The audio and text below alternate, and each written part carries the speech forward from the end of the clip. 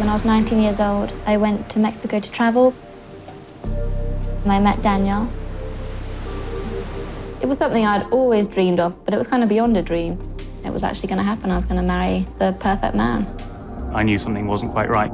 He sounded a bit dodgy. You never loved me. You love my money. As soon as Sebastian was born, I realized that Daniel wasn't the man I thought he was. I no longer was his princess. I just became the bitch. When Samantha Lowry went to Mexico, she thought she'd met the man of her dreams. But then he vanished with their baby. Nobody's going to take a baby away from his mother. Daniel had stated that he would kill Sebastian. I kept telling myself, nobody would do it. They'll bring him back any second.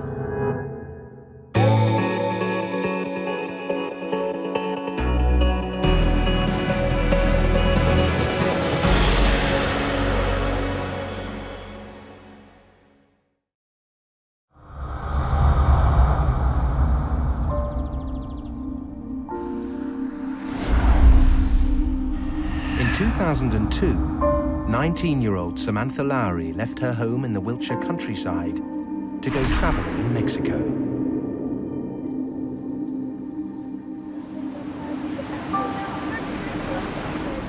On one evening, I went to a bar, and Daniel was sat across the bar from me, and we were just looking at each other all night. And, well, we just clicked straight away, really.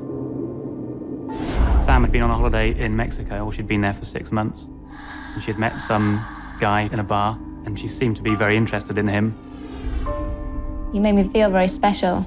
He used to, well, treat me like a princess. It sounded like a fairy tale when she'd met this man that she was in love with, and he was wealthy. And We spent about 3 months together in Puerto Vallarta, and then I left to go back to England to go to university. And during the next 3 years, we stayed in close contact by email.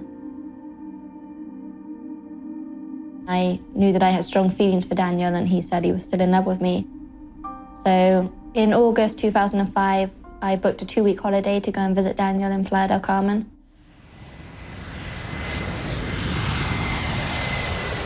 Having graduated with a degree in mathematics, Sam returned to Mexico to rekindle her relationship with Daniel Pavon Cuellar.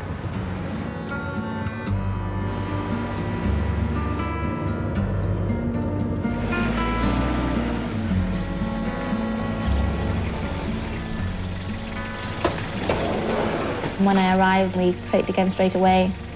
He owned a hotel and booked a room for me to stay in. Daniel was an artist, and he came from an incredibly wealthy family from Mexico City.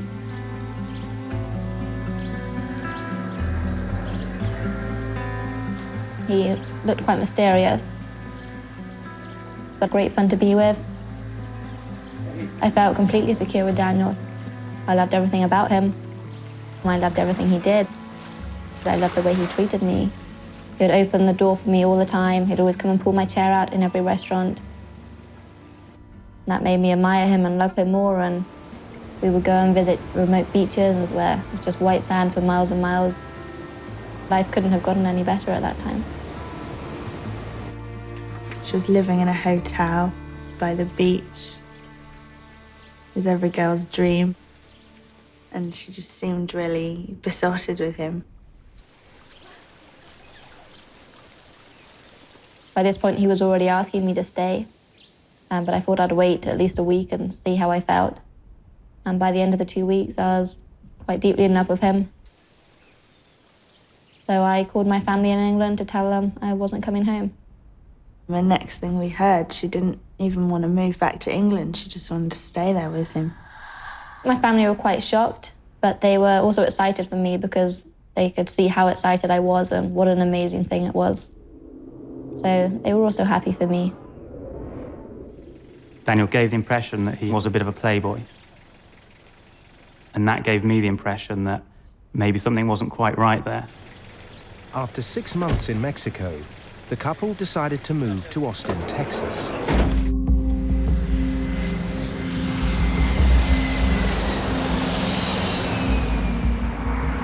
Daniel's family owned a house there. We thought it would be easier. I could speak English. He was an artist, and he wanted to start selling his paintings, which would have been a lot easier doing it in America than in Mexico. And we thought we could base ourselves there, and then we could still go back to Mexico and England when and as we pleased. Daniel planned a surprise for Sam to celebrate moving into their new home. Thank you, baby.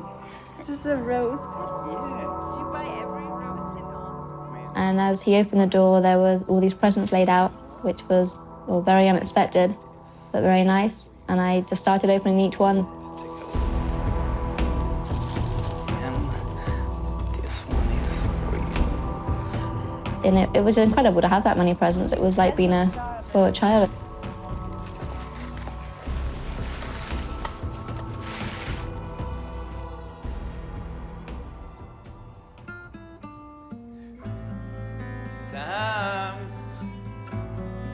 Sam.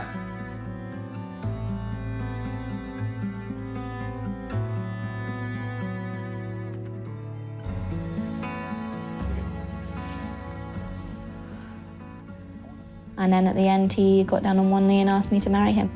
Will you marry me?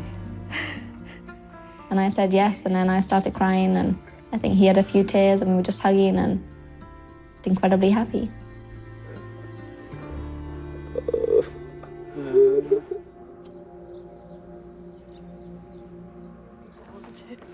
My parents really liked him and really approved, and were just really pleased with how happy he was making Sam.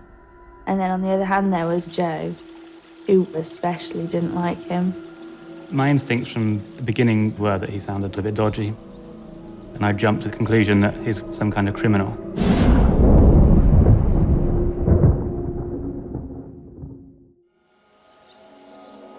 In August, I found out I was pregnant.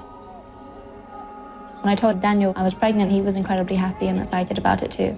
But as I became more tired and less able to do things, and my stomach got bigger, I started noticing that Daniel's behavior was changing. He stopped being so nice to me, the gifts stopped coming, and we were getting on less and less, and he was becoming a very different man to the man I thought he was.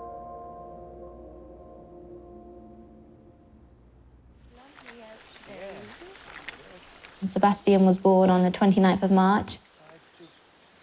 It was an incredible feeling just the first time I hugged him and knew that he was actually mine, and just such a tiny little thing.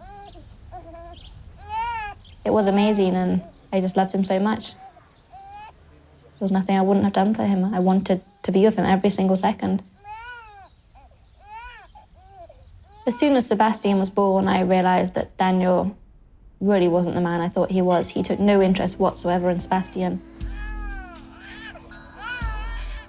And when I was with Sebastian, he took no interest any longer in me, because I wasn't paying all the attention to Daniel anymore. I had Sebastian now, and he was the one who needed looking after. Can you get the diaper bag inside? Honey, I'm on the phone right now, okay? Daniel refused to help. He refused to change him, to feed him, to do anything.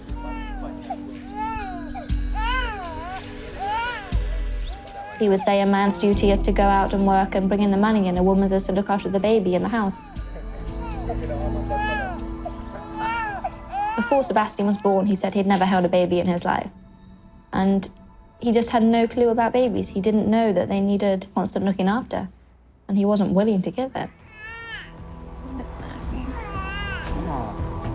Hey, come on. He's crying. When things did start to go a bit sour between us, because I wanted him to be more involved and he wasn't interested, I no longer was his princess, as he used to call me. I just became the bitch.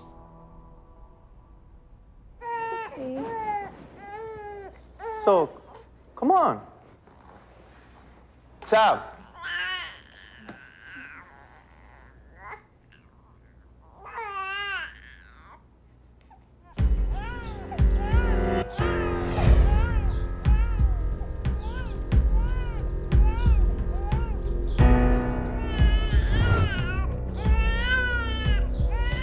Come here, baby.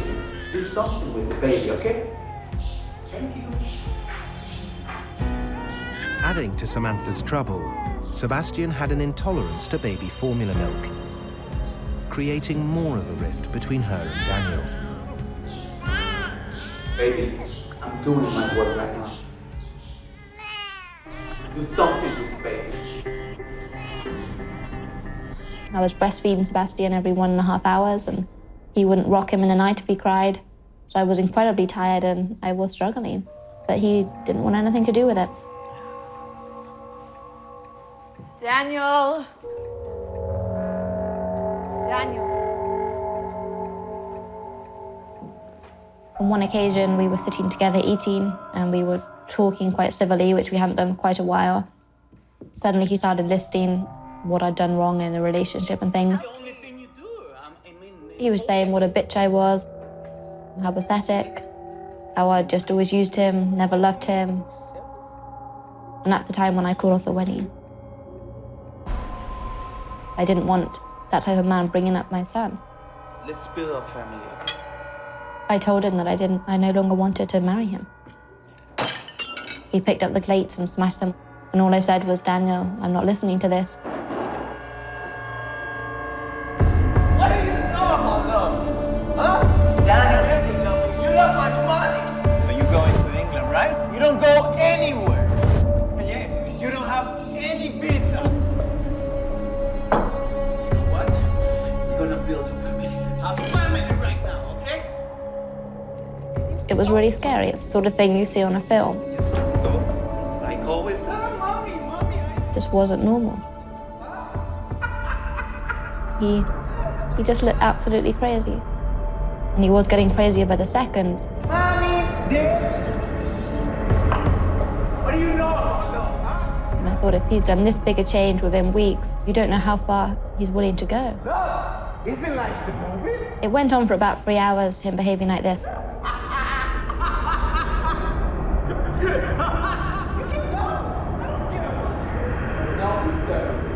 I was very, very scared. And I was incredibly scared for Sebastian. You can go to England, but let's stay with me. I promise. Sam decided that she wanted to take Sebastian back to Britain. But there was a problem. Under international law, she needed Daniel's permission. What's more, her visitor's visa had expired, making her an illegal alien. I went from completely trusting him and knowing he'd do the best for me to realizing that he had complete power over me now and he was in control of everything. If I didn't do as he pleased, then I would lose Sebastian.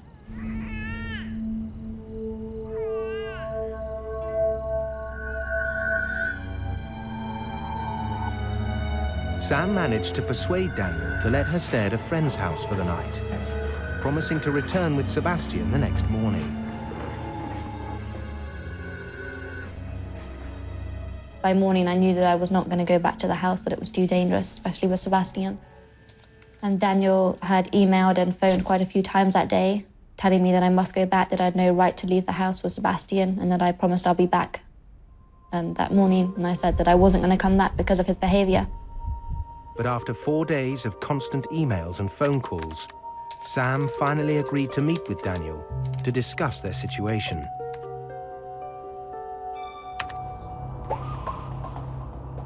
As agreed, Sam returned with baby Sebastian to meet with Daniel. At 4 o'clock, I took Sebastian round to Daniel's. How's the baby? I then thought I could have a nap while Daniel was going to be with Sebastian for a while. So I went and lay down. Sam, But a few minutes later, come on, go away. What are you talking Just about? go, come on. Daniel told me to get out of his house. So it's my time with Sebas right now. Why don't you leave? Come on, just go. Come on. No, I'm serious, come on. So I didn't want an argument. I'd had enough of arguing. I went and stood outside the door. A few minutes later, I thought, this is ridiculous. I can't bring Sebastian round and stand outside the door.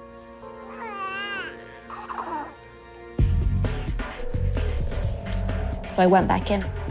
Hey, what are you doing? Huh? Okay, come on, let's And I said, I don't think this is right. I should be inside the house with Sebastian. He told me to get out again. This is my home. It is my time, 4 hours. We have And shouted that I'd never see Sebastian again, and he slammed the door. I was banging on the door trying to get in. and he wouldn't let me in.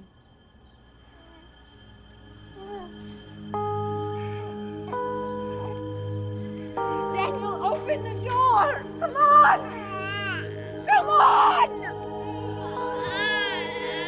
Open the door! By this point, I was crying and really scared of what was actually going to happen.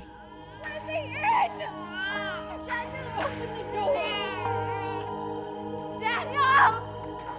Daniel, open the door! Come on! Daniel, come on!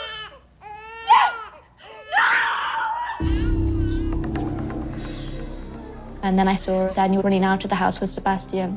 He literally threw him into the car. He was 8 weeks old. He wasn't in a proper car seat.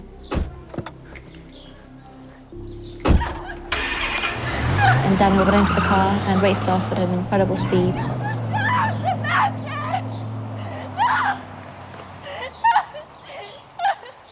At this point, I kept thinking he'd taken him around the block because it was so unbelievable that somebody would actually do this.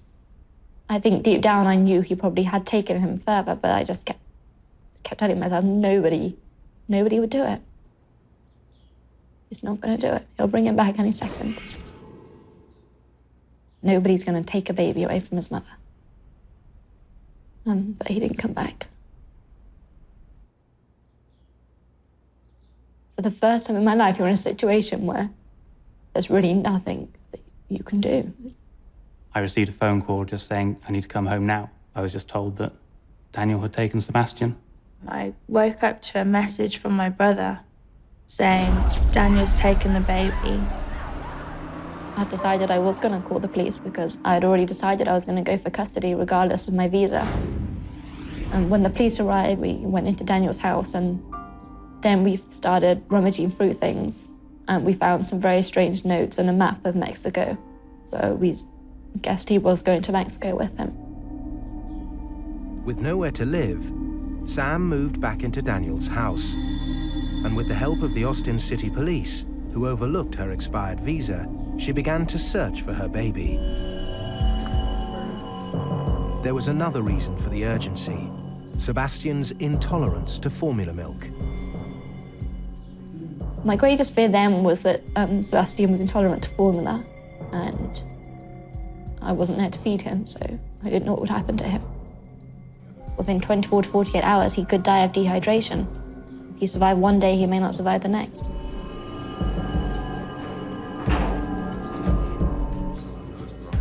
Hoping that Daniel would make contact, the police hastily set up recording equipment to monitor phone calls.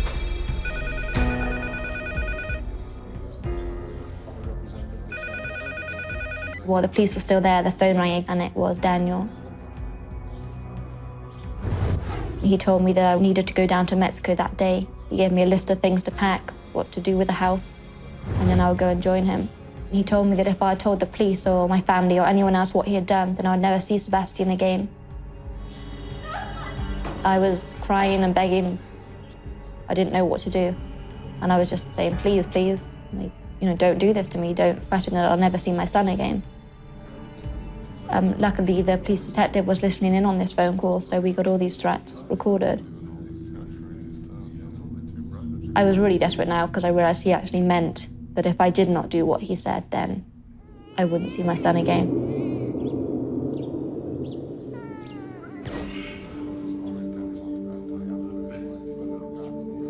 Daniel wanted me to go to Mexico where he could have complete control over me. And I told everyone I was going, and I was 100% set on going. But the police said it's just not safe for you to go. And eventually I was persuaded. With Sebastian in any one of Daniel's several houses across Mexico, the US authorities issued an international warrant for Daniel to return him to America. But the problem was that Sebastian was under the jurisdiction of Mexico, and the US authorities, all the British authorities, are not allowed to work in Mexico without their permission.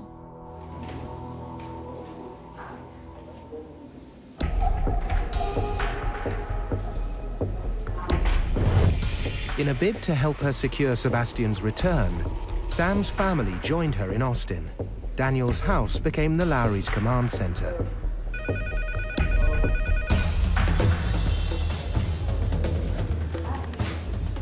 It's not in my family just to sit by and let something bad happen to us.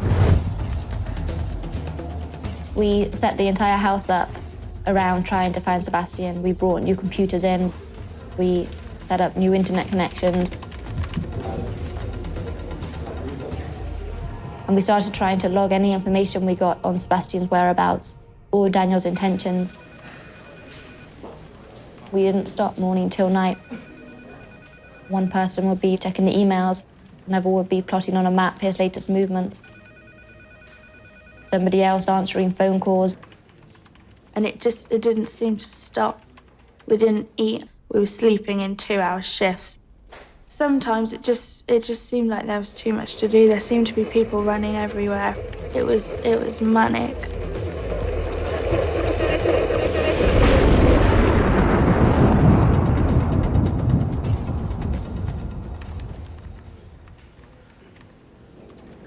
As Sam's family investigated Daniel's background, they discovered he had a history of abusive relationships. He had a current arrest warrant for unpaid child support from a lady who he had a child with years ago. And we found a previous arrest warrant on Daniel for stalking his ex-wife and harassment and threatening bodily harm with a knife. I mean, he had done this his whole life. He had abused a lot of people. It made us fear a lot more for what he could do to Sebastian.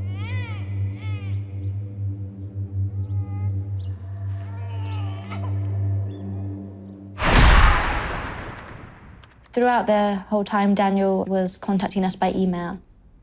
They were generally completely disgusting emails, calling me a prostitute and a whore, telling me I slept with the police and the FBI and even George Bush, and that's why I had the law on my side in this case. The team found a way of using these emails to track Daniel to locations back in Mexico. It wasn't precise, but without any clear information on his whereabouts, it was the best they had.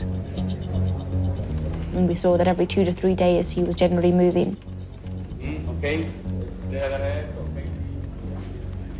Even though at this time I was in complete despair and didn't know if I would ever make it, and at times I really didn't think I could go on or want to keep living, something inside me did keep me going on. And I did know deep down that, even if it took me the rest of my life, I would keep searching for Sebastian. That was what I was going to do forever.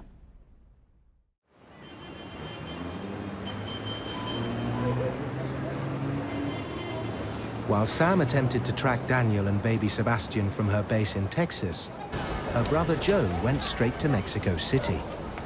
We recruited a close friend of mine, Tristan. He was going to go with me to Mexico.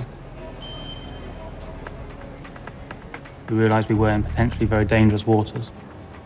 Our aim was to try and find out any information we could, try and find where Daniel was, and try and be undetectable so nobody would know where we were, so there could be no chance of us getting caught.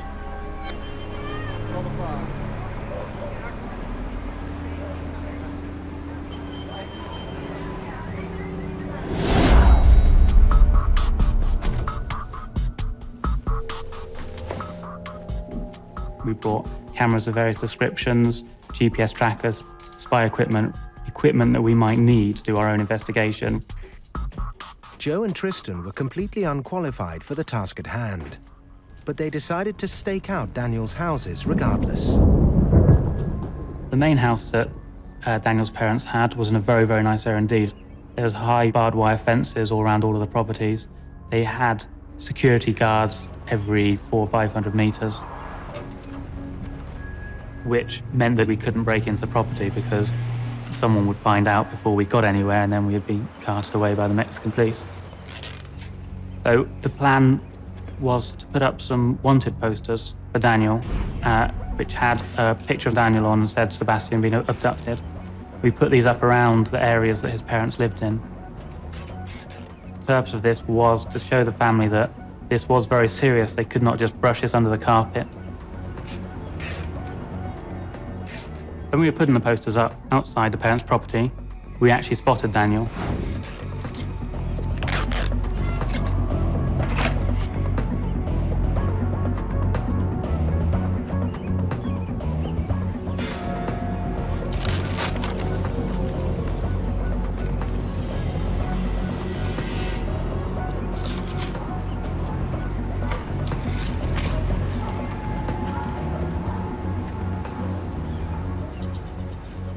Daniel's retaliation for Joe and Tristan's efforts in Mexico City was terrifying.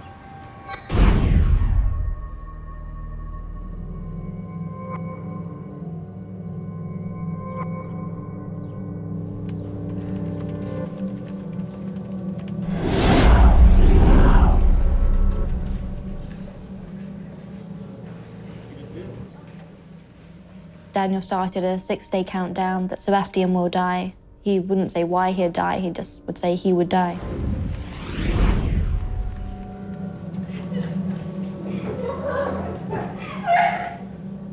At this point, we were quite desperate and we didn't really know what to do to stop it.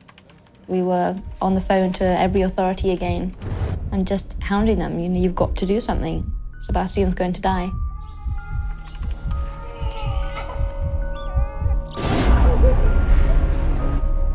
As each day passed, we were getting more frantic because in our mind, there was a realistic chance that he was going to kill Sebastian at the end of 6 days.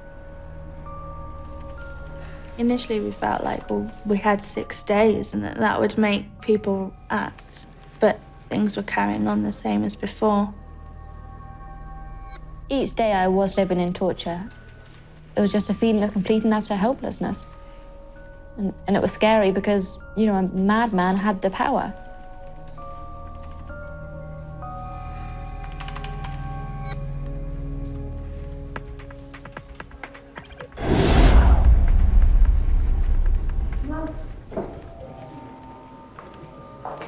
On day 6, nothing happened. Daniel just changed his tune to one of his abusive emails and carried on as if it had never happened.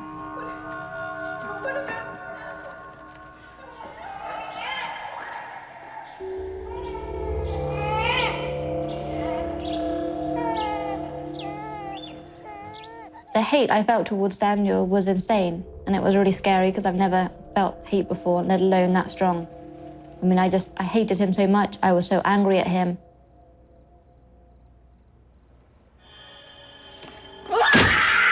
I went crazy.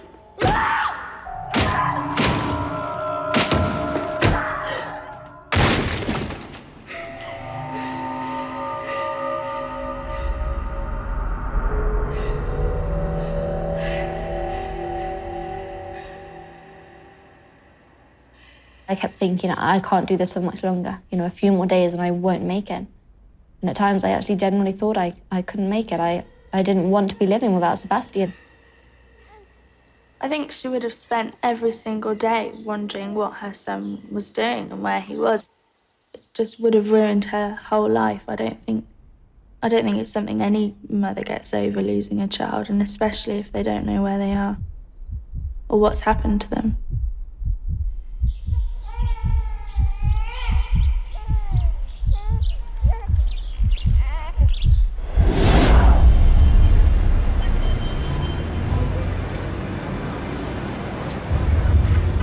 Six weeks after the kidnapping, Sam's family hired a female private investigator to help Joe locate Sebastian.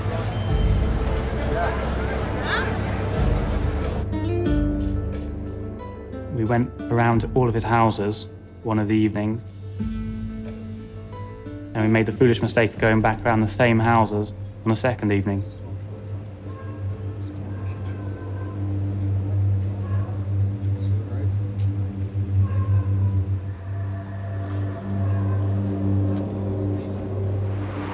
We were trying to see if anything had changed so we could see if anyone was living there. Somehow we were detected.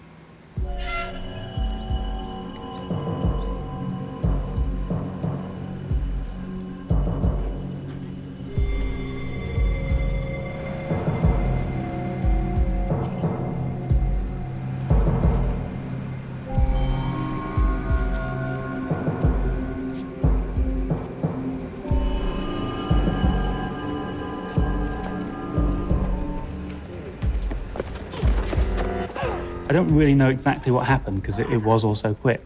I think I was being dragged down the slope and one or two other people were kicking and punching me. One of them kicked me straight directly in the face. The PI lady, she was unconscious in a heap.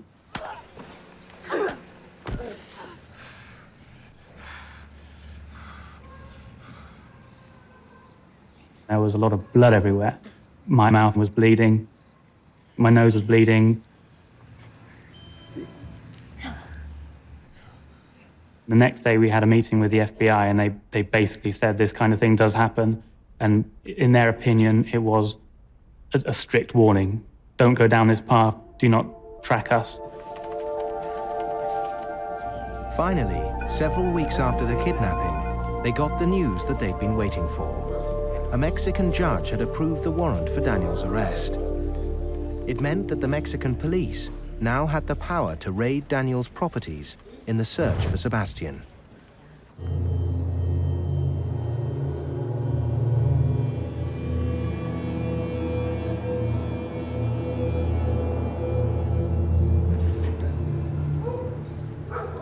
With the help of the British and American Embassy and the Mexican Child Welfare Division, a search warrant was issued by a Mexican judge. All of Daniel's houses were raided by the Mexican authorities.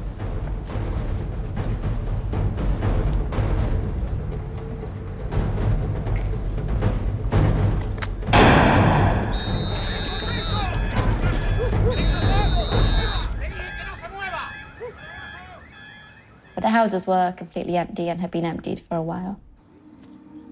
So all the effort we put into trying to make them search Daniel's houses, it was all for nothing. To us, it was slightly suspicious because we knew Daniel had been in that house. And then very shortly before the authorities did actually raid the house, he seemed to have left.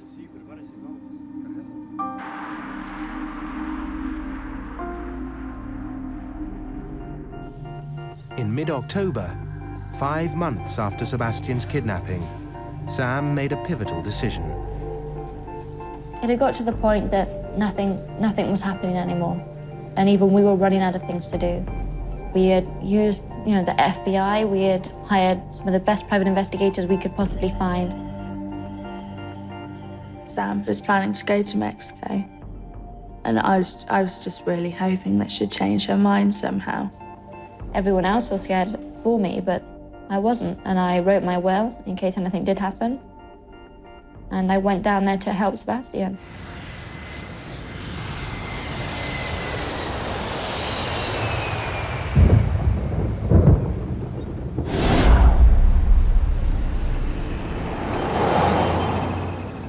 Nobody was keen for her to go to Mexico because we thought it was dangerous. However, I was of the opinion by the end that we didn't really have any options.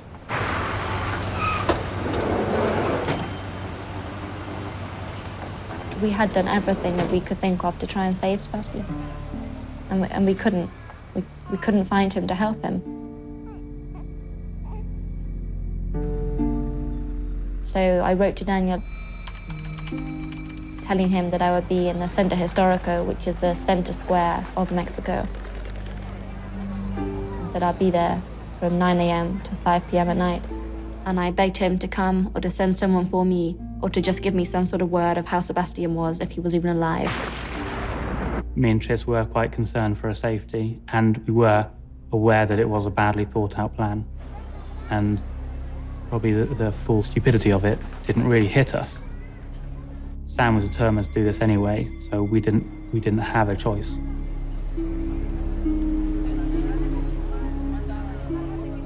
People have said he can send people to come and take you away. They could, keep you hostage. They could kill you. You're the cause of Daniel's problems right now, and all he needs to do is get rid of you, which isn't hard, and then they're gone.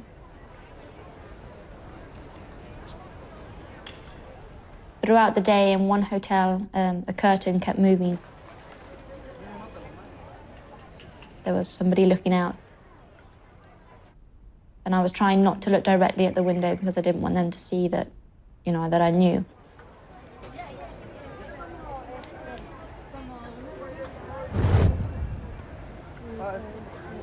But nothing ever came of it. It didn't seem like it was them, or if it was them, then they had left.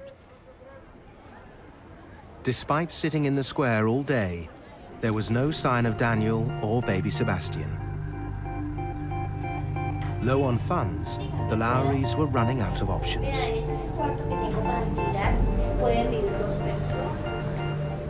Because our finances had now pretty much completely run out.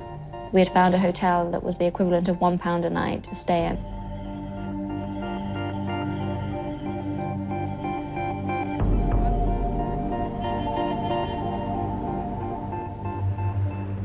Because we were trying to save money, we were only eating rice and bread and bananas, so we all got quite ill. But it just really didn't matter, we just kept fighting through it. I think we were possibly more depressed at this time because it seemed that life could not get any worse.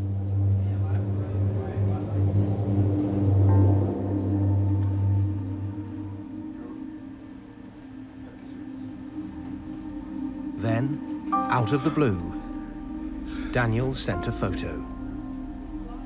First, I couldn't even open the attachment. I was too scared to see what he looked like. Then I did look at it. And it was a sickening feeling to see it. It looked like a hostage situation. It was a baby with no clothes on, lay next to a newspaper in a bare room.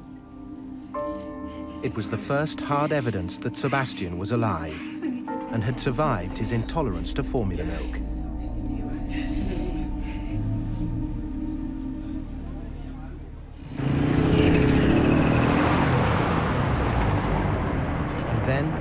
There was another crucial development.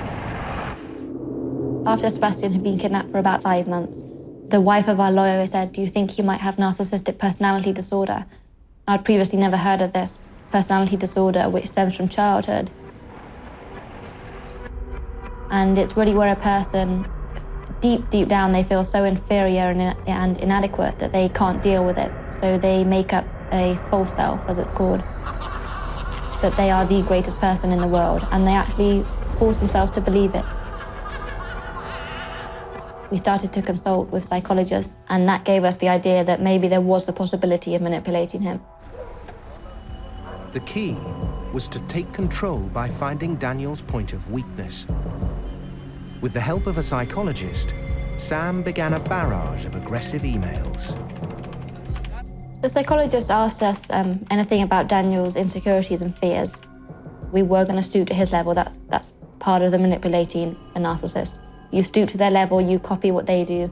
When he says, you're a prostitute, you write back saying, you're a prostitute. I mean, it is that pathetic, but it's what you do. They became as disgusting as his, if not more. They were based a lot on prison scenarios about gang rapes in prison, about incidents in the shower. And then they also played a lot on Daniel's lack of achievements in life, that he was still a mummy and daddy's boy and living off their money, that he was a pathetic criminal on the run.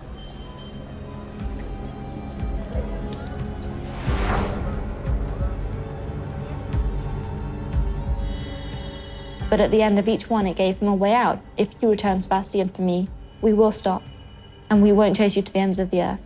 But if you don't, we will, and your life will end up in prison. And he didn't want to go to prison as much as I wanted Sebastian. I remember reading the email from Daniel begging us to stop. And it was quite a short email from him. It said in big, bold capital letters, "I beg you to stop writing these emails." I realized that for the first time during all this time that I had a bit of control, because our plan had actually begun to work. Finally, Daniel relented. His lawyers contacted Sam and offered her a chance to discuss custody and see her baby.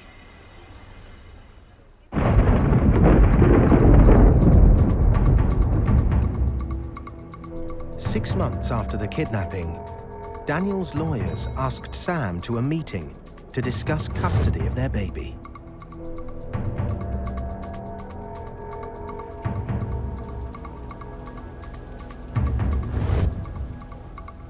When we went up to the meeting, I was told that Daniel wasn't going to come, that one of the lawyers was going to go and get Sebastian because Daniel was scared he'd be arrested. They had a video camera in my face the entire time, which I was asking them not to, and they insisted.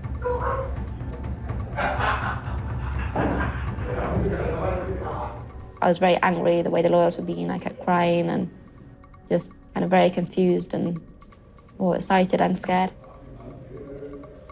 Daniel's lawyers wound us up the wrong way quite a lot. We found the lawyers to be quite arrogant, but there was also obviously the fear that Daniel would chicken out of giving Sebastian back, or something else would go wrong. And it took about an hour to go through everything and sign it. And although it felt we were so close, we were still so scared that it wasn't going to happen.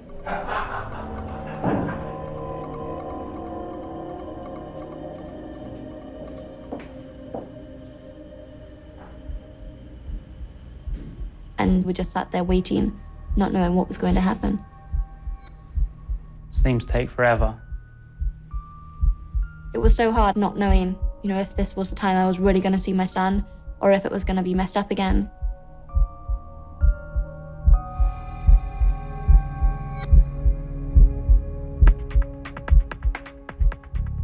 At last, news came that Sebastian was there.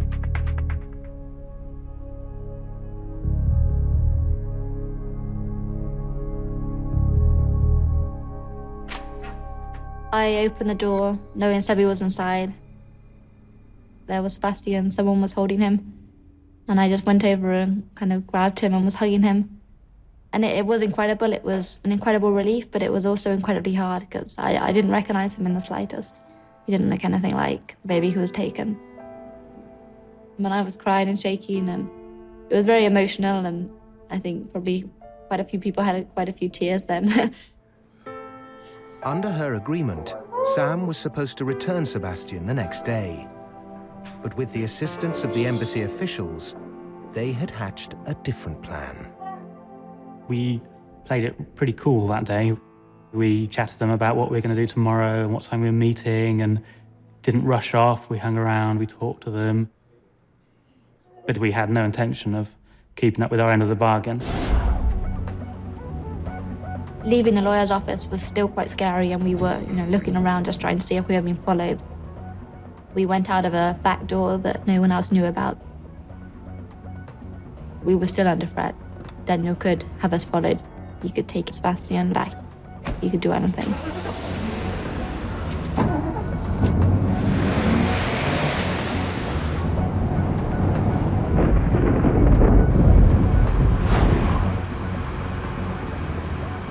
That was scary, and it wasn't properly over until I could take off in the plane. Take off and get out of Mexico.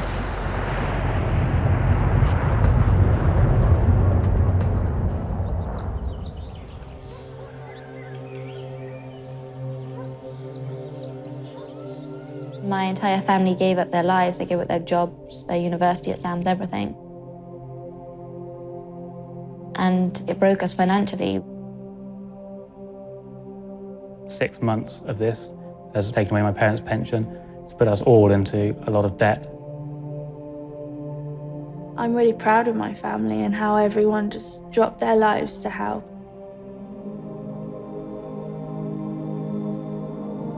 Daniel had no idea how strong I was going to become and how close and strong my family were. He didn't know that, 7 people would be flying out to help me, and we would fight him and his family through the end. And I would have done anything to save Sebastian.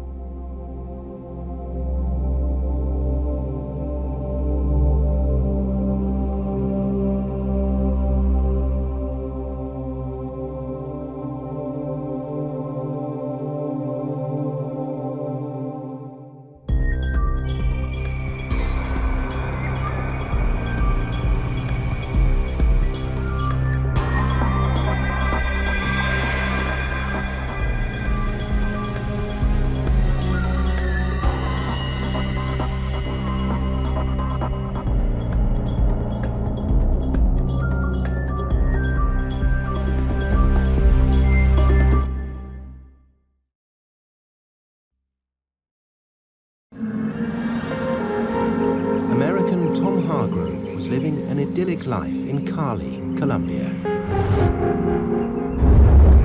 One snap decision will lead him to the brink of death high in the Andes. And I said, "Who are you?" And he said, "FARC." It's a simple negotiation. Adelante, adelante. They have a product, you have to pay for it if you want it back. If it doesn't work and they don't get money, the solution is pretty simple. It costs about 25 cents.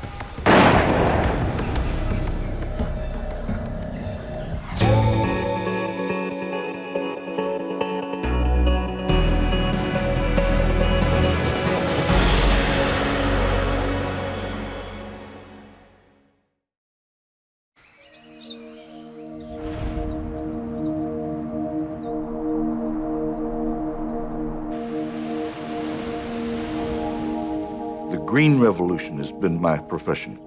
It started out in the Vietnam War.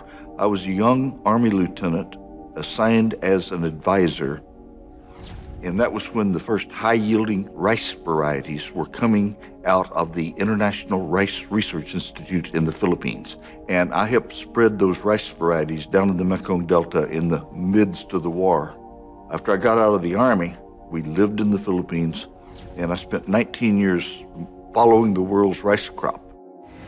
And then later, I joined the International Center for Tropical Agriculture, called CIAT, based in Cali, Colombia.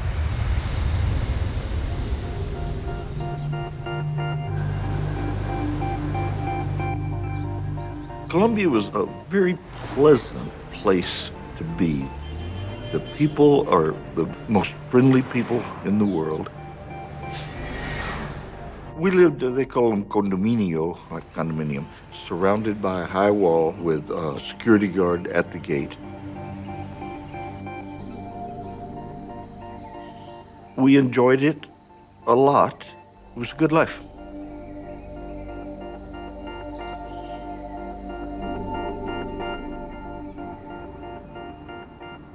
I knew Colombia was the kidnapping capital of the world, with what, 8 people a day were being taken at that time.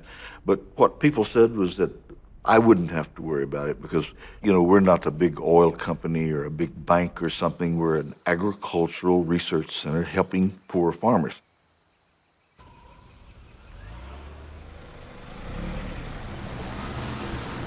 I overslept and I was late for work.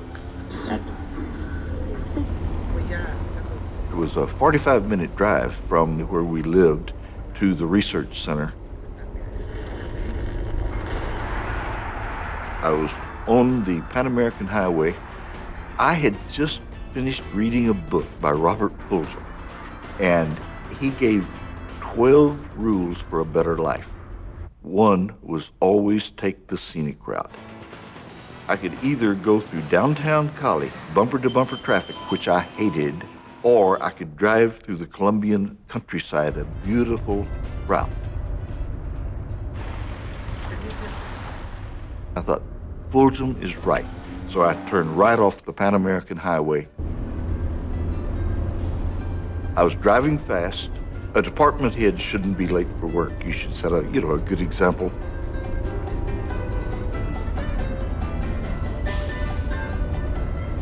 And I passed a soldier. I didn't think anything about it because roadblocks are a part of life in Colombia. Once a car passed that guy in that point, there was no way to turn around. So I thought, what's the Colombian army? I didn't worry about it. They're looking for guerrillas, for criminals, for drugs, for arms. And usually if they see you're a foreigner, they just wave you on through.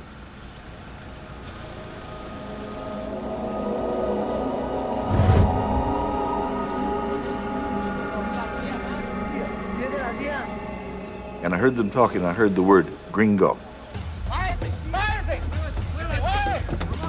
2 men told me to get out of the car. I said in Spanish, I work for the International Center for Tropical Agriculture. I'm on my way to work. Certificate. So I start talking about rice and beans, cassava, agriculture. They don't care. And they tell me to get in the back of a pickup. And I said, who are you? And he said, FARC. And all at once the pickup takes off. Well, I knew that FARC was the narco guerrillas. They got their money from drugs and kidnapping. They were stealing cars. And I came into it. The term in Colombia for this is called pesca milagrosa. That means miracle fishing. I was the fish that day.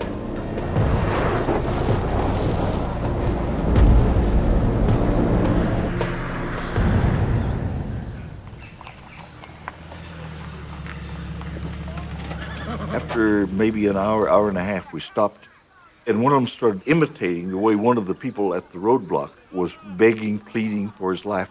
And I thought, well, no matter what I do, don't break down, don't lose your dignity in front of these people. We had straight up the mountains. And I thought, am I being kidnapped by guerrillas in South America? This can't be happening. But it was.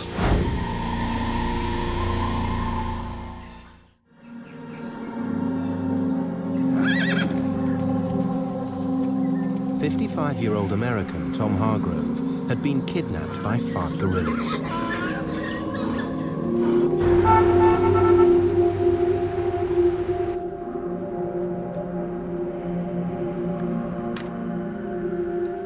The news quickly reached the authorities, and the U.S. Embassy in Bogota immediately assigned FBI agent Oscar Tejeda to assist on the case. There were a number of individuals who drove up on the incident as it was taking place, so they reported what they saw to the authorities.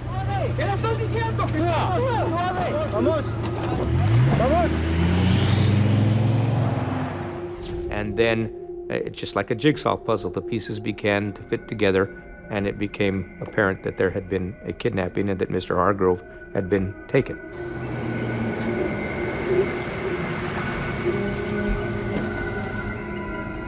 That morning, when Susan Hargrove returned from running an errand, one of her husband's colleagues was waiting with the bad news. How much information do you have? Susan immediately called Tom's brother Rayford in Texas.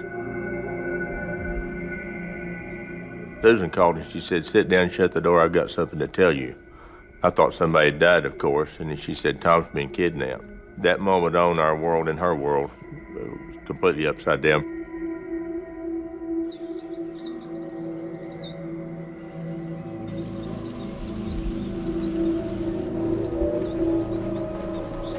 I thought, what did I learn in the Army? And I remembered that one thing that the Army stressed was your best chances of escape are as soon after you're taken as possible, especially if there's confusion. But there was no way. I was surrounded by guerrillas. The commander of the roadblock, and he said, "Me llaman Rambo. My name is Rambo." I asked Rambo, I said, "Am I being held for ransom?" And he said, "Yes. I know 8 foreigners who've been kidnapped in Colombia. And of those 8, 2 are definitely dead, and 3 more almost certainly dead."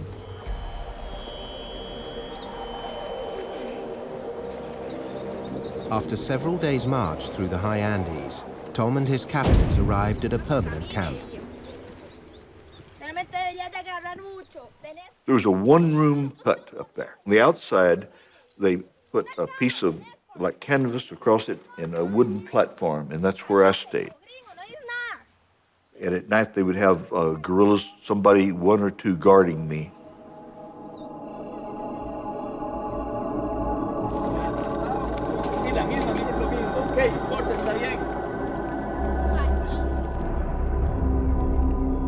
By chance, Hargrove still had 2 blank checkbooks and a pen in his pocket.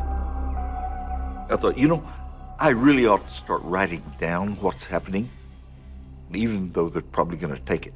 So I took the checkbooks, I tore out deposit slips, anything like that. So I started writing what was happening. And I had a money belt.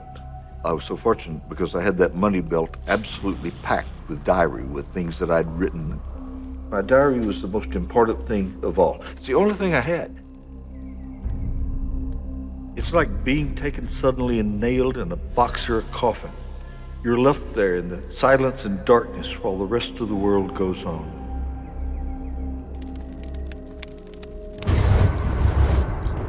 A lot of people, they think about guerrillas in South America, they have the idea of a disenchanted intellectual, leftist intellectual who's left the university to fight for the rights of the oppressed.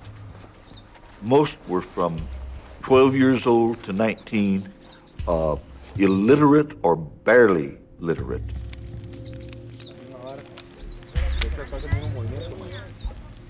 The commander of the roadblock where I was taken was Rambo, but after a few days, he rode off, and Huaco was in charge. Huaco was 15 years old.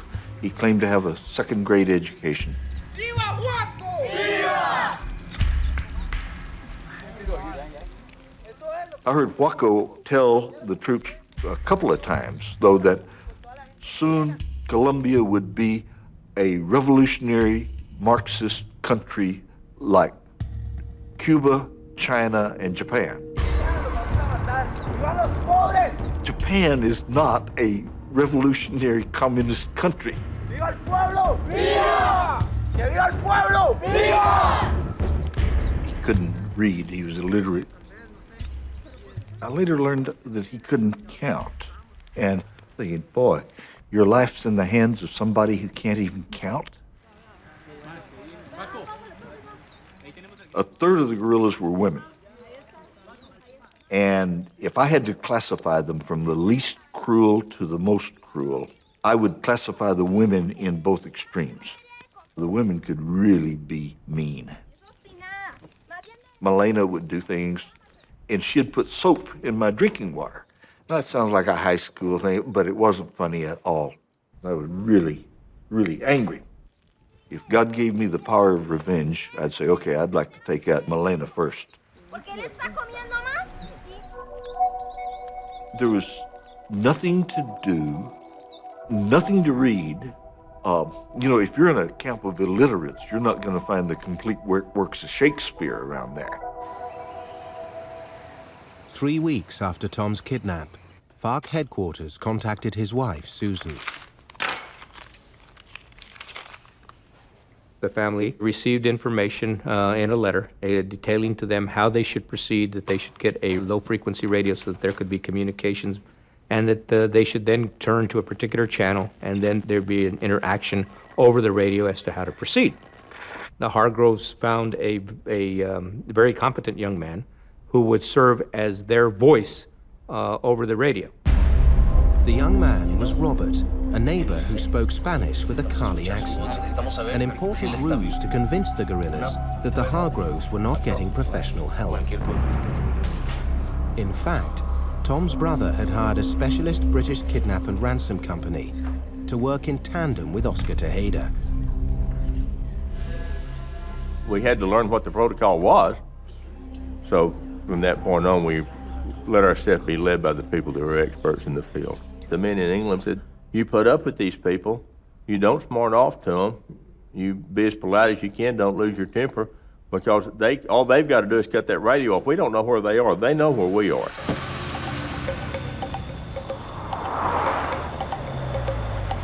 It wasn't just guerrillas who posed a threat. The Colombian army was engaged in a full-scale war with FARC. If the army discovered the location of FARC's camp, there was a very real danger that they would launch an all-out attack, and Tom would be caught in the crossfire.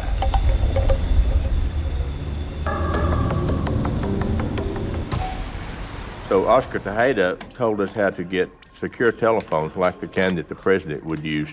I had one, he had one, Susan had one, so we could talk every day on a daily basis, provided we had that telephone. And it would encrypt our phone conversations and decrypt them on the other end, and somebody could tap our phones, all they got was a bunch of useless buzzes.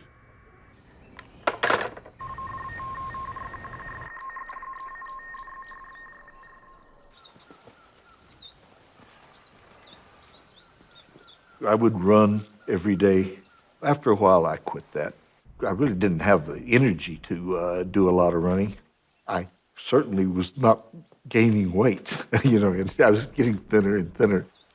I thought about food all the time. I'm just fantasizing about the best meals I'd ever had. Tandoori chicken in Delhi, those 15-course meat dinners in Brazil, fried chili crabs in Sri Lanka, steamed mussels in Amsterdam, corned beef sandwiches in New York City. If I ever leave here alive, I'll never again worry about the cost of a meal.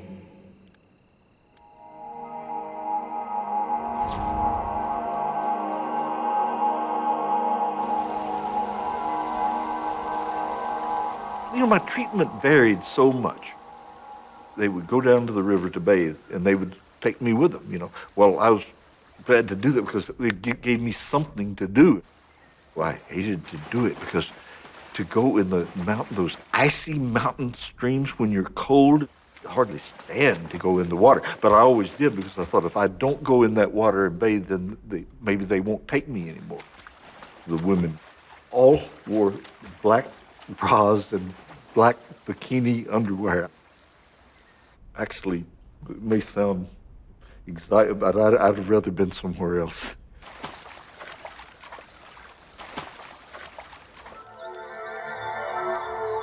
As far as I can tell, for the most part, most of the women were pretty well public property. They were just pretty promiscuous. One of the guerrillas was openly gay. He seemed to have quite a bit of activity with some of the others.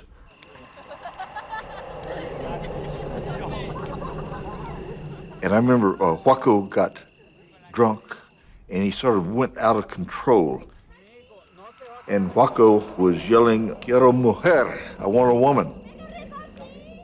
He kept saying to the different girls, "Come here," you know, and they wouldn't come, and you know he was out of control. These guys were not really soldiers. Every 4 weeks, supplies would come up by mule. So supplies would be rice, ammunition, soap, and this time a load of liquor came, Colombian brandy, and bazuco. And that is the dregs of the cocaine processing, what's left over, rolled into a cigarette and smoked. The word means bazooka. It's like crack cocaine.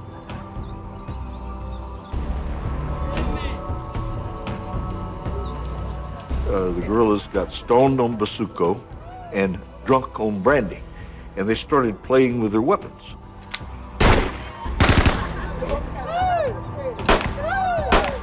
Their ideas of gun safety are not like my daddy taught me on the farm out in West Texas.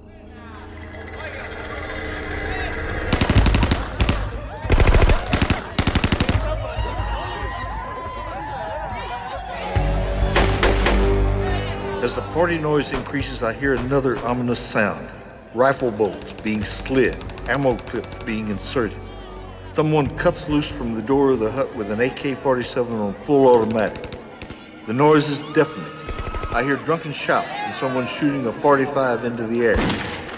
Hot, spent cartridges bouncing off of the canvas.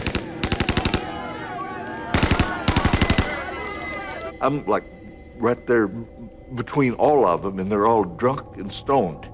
And I would have laid down on the floor, but there was no floor. It was just mud, and it's so cold, and you could never get dry. And I thought, I'm just going to lay here and take my chances on getting shot.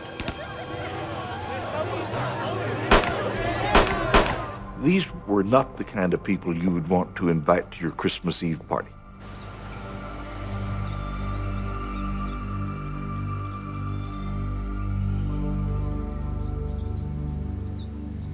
Next morning, well, they were still drunk and still stoned.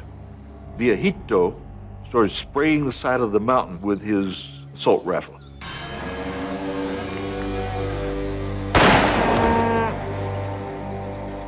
I looked up and there's a cow laying on its back, kicking its hooves in the air.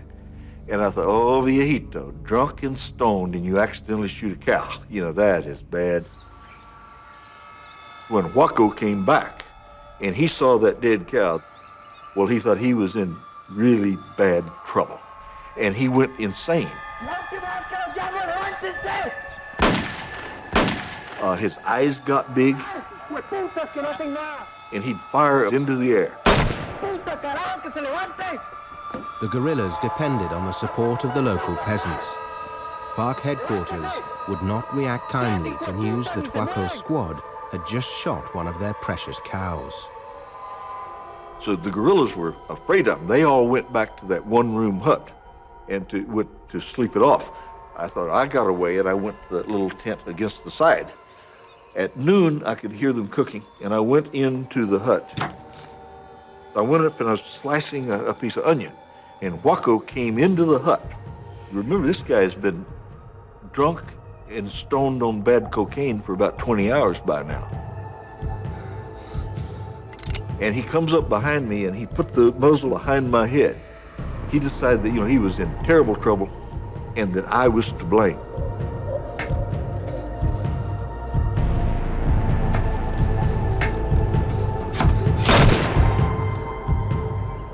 He shot over my head right through the roof. So help me, I did not move. I didn't jump, I didn't flinch. I thought, I knew that I was very close to death, and if I did the wrong thing, I'd be dead.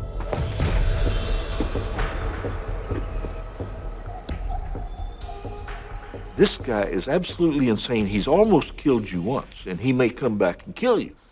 The other guerrillas went back to butcher the cow. I wasn't allowed to go to the area where that cow was, but I thought, I'll take my chances. There's Huaco. I didn't know that he was there. So I said, Huaco, I know it's a terrible thing that's happened up here today, but I want you to know that you can depend on me, and I'll do everything I can to help you. I went back to my little tent.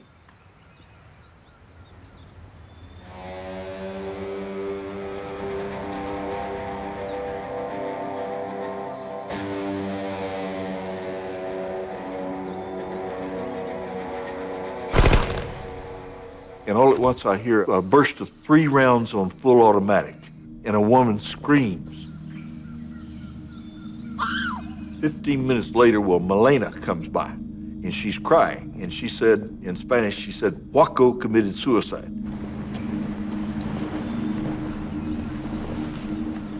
And so in the confusion, I went back to the hut, and on Huaco's bunk, they had 2 bottles of brandy. Then I thought, Hargrove, you're not going to get a chance like this. You better go for it. So I grabbed a bottle of brandy. I thought, now you're dead and I'm alive and I stole your bottle of brandy. I liked that.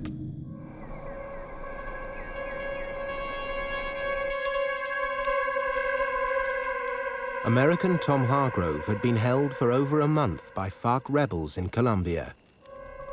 After a 2-day binge on booze and cocaine, Huaco, the guerrilla's leader, had committed suicide.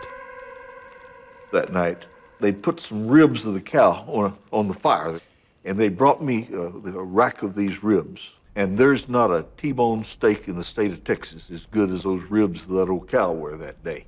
And having dead Huaco laying out there didn't hurt my appetite one bit.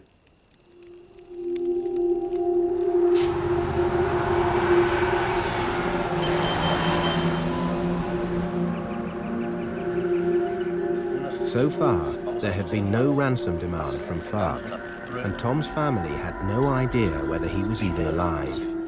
The first thing you learn about a hostage negotiation thing, make sure that you're not negotiating for a dead body. Adelante, adelante. Well, as gruesome as it is, you have to make sure the guy's alive. We asked the guerrillas for a proof of life, something that would establish the fact that Mr. Hargrove was alive. Sea una foto, un video, cualquier cosa, pero ocupamos saber que él está bien. A guerrilla rode up on a horse. It had a package, and I wondered what it was. They put a blanket against the wall, and they bring out a Video 8 camera, and they tell me to send a message to Susan. Susan, I'm alive. I'm in the mountains of... En español. Susan. So I start again and I speak in Spanish. So I made that videotape, and I knew that that was proof of life. After weeks of inaction, the family received the videotape. Susan, I'm alive. I'm in the mountains of... En español. Susan, estoy vivo. Para la recompensa, por favor. Te amo. In the same package was a ransom demand for $6 million. So, they could have asked for $20 million. The demand means Mr. Hargrove is most likely alive. Now we have to determine how we proceed and how we negotiate in order to bring this down. Because if you pay too quickly, you're going to be constantly asked for more and more money. It's a process, and it's not something that you can just pay and walk away from.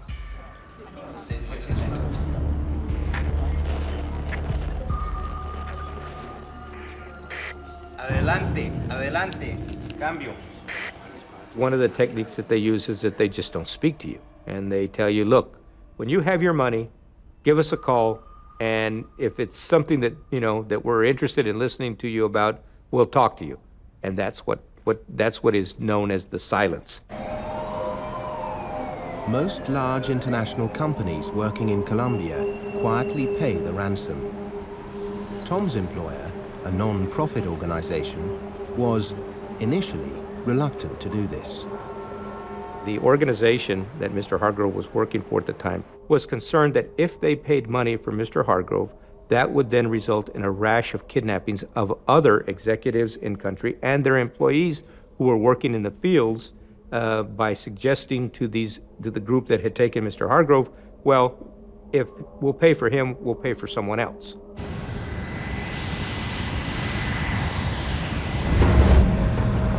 Tom's wife Susan flew to Miami to meet his brother Rayford to discuss how the family could raise the ransom money. The Hargroves' elderly father owned a large farm that would be sold off at his death. So Rayford thought they should borrow against Tom's future inheritance.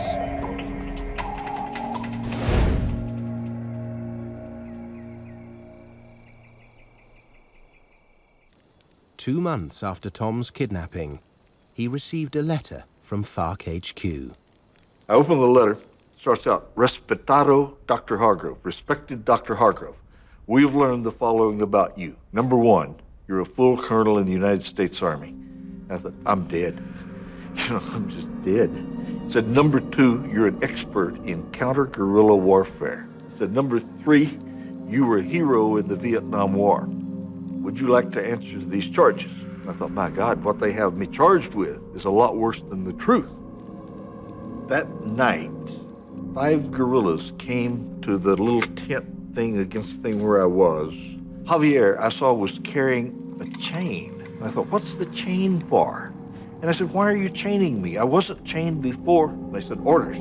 I was chained at night, and during the daytime, they'd take the chain off.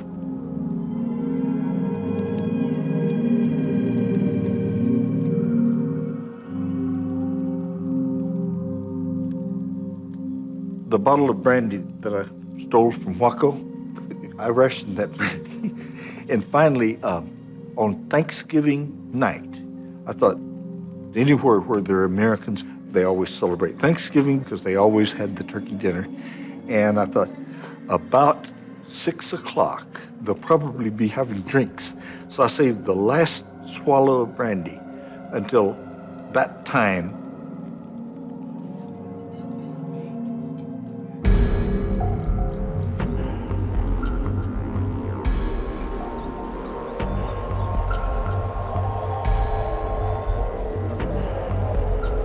Two and a half months after being kidnapped, Tom Hargrove was on the move again, to an even more secure location.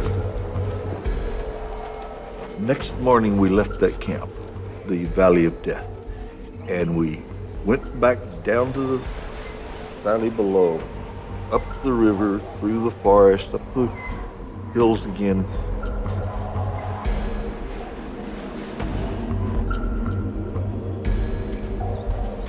They kind of owned these mountains up there.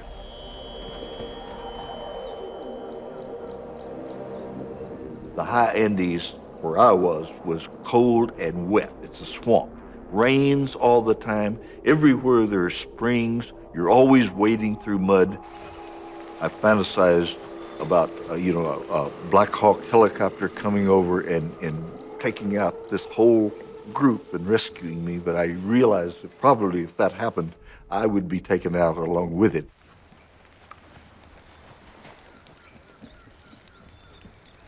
And we came to another camp. I called it El Valle de la Sombra, which means the Valley of the Shadow.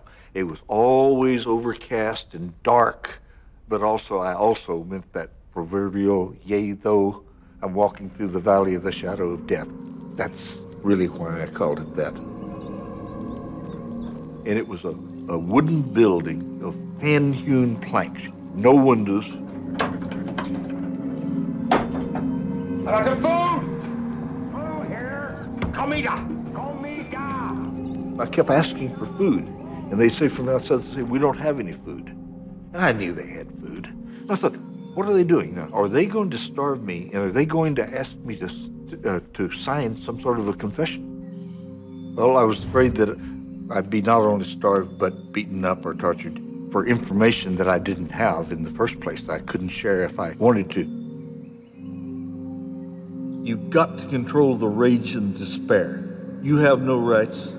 Only those with the guns have rights, and they have almost total control over your life. They can make you miserable. They can kill you, and they may before this is over. The only thing you control that they can't take away is your spirit. Hey, gringo! So after 36 hours there, they brought my first meal.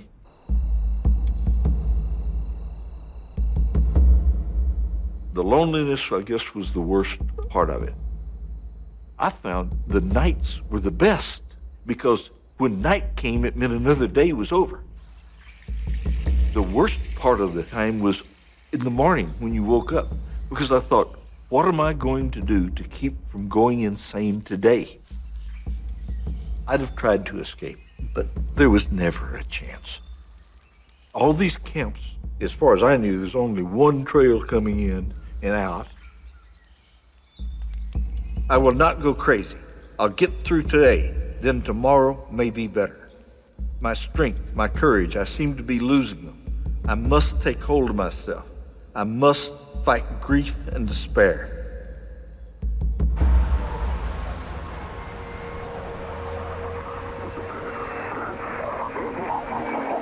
Three months after the ransom demand, the radio in the Hargroves' Carley house suddenly crackled into life. The FARC guerrillas were ready to resume negotiations. The Hargroves offered $240,000 for Tom's release, and in return, demanded another proof of life.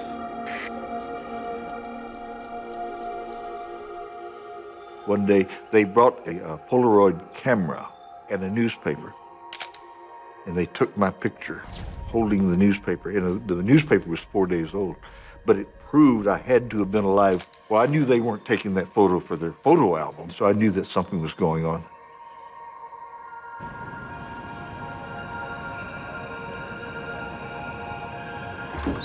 I recall traveling with Tom's boys, and we went to a local hamburger joint where we had been told that the proof of life would be in an envelope in a bathroom stall.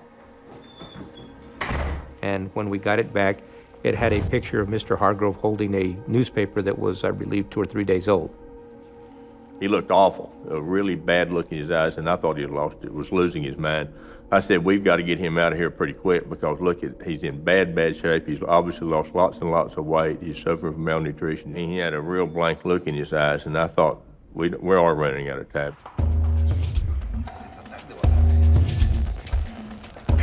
Adelante, aquí Robert. Finally, almost 4 months after Tom Hargrove was kidnapped by FARC guerrillas, his family agreed to pay $240,000 in Colombian pesos.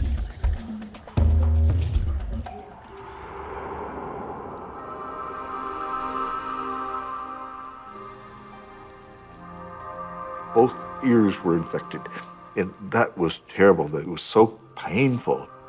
I'd wake up in the night, and these infections would break, and I'd have dried pus and blood on my face. Tried to send mental messages to Susan. I would build up and sort of then start to try to force a message to go out. Well, it was very simple messages. And finally, my message was, I'm alive. I started praying to my mother. And thought, maybe if she'd passed it on, that would be better. And my mother had died the year before. Eventually, the Hargroves received instructions on where and when to deliver the money. Kidnapping is so common in Colombia that they were able to hire a professional bagman to hand the cash over to the guerrillas.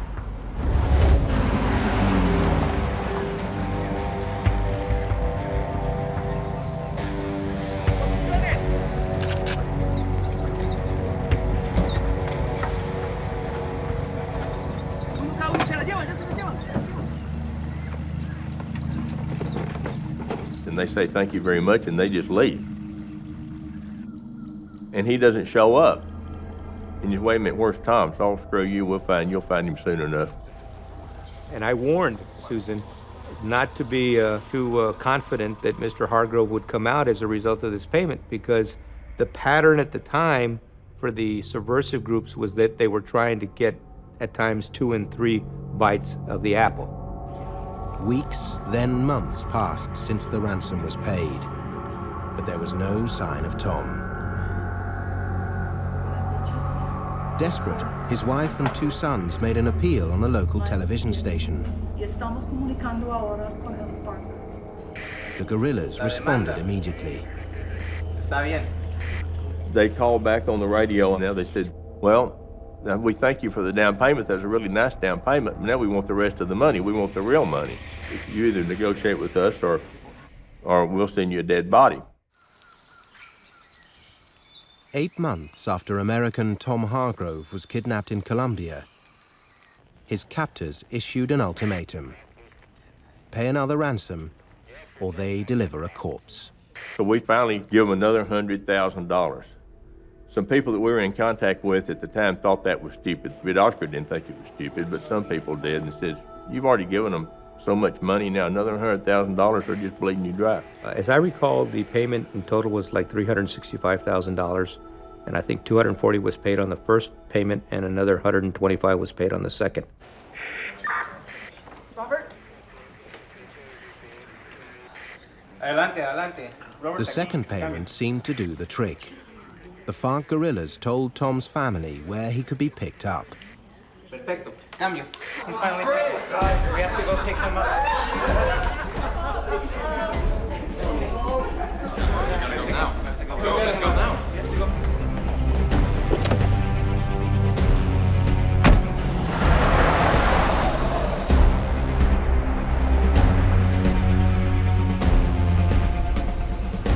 Susan and the boys waited for hours at the location.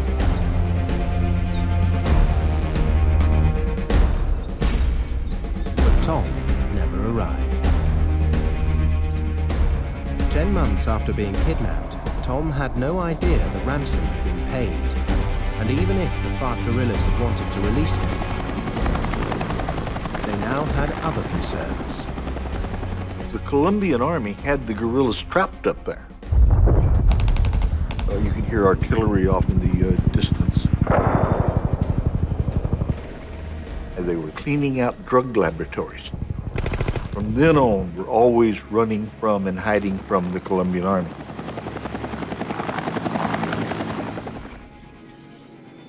We stayed there, and the guerrillas were all on the run.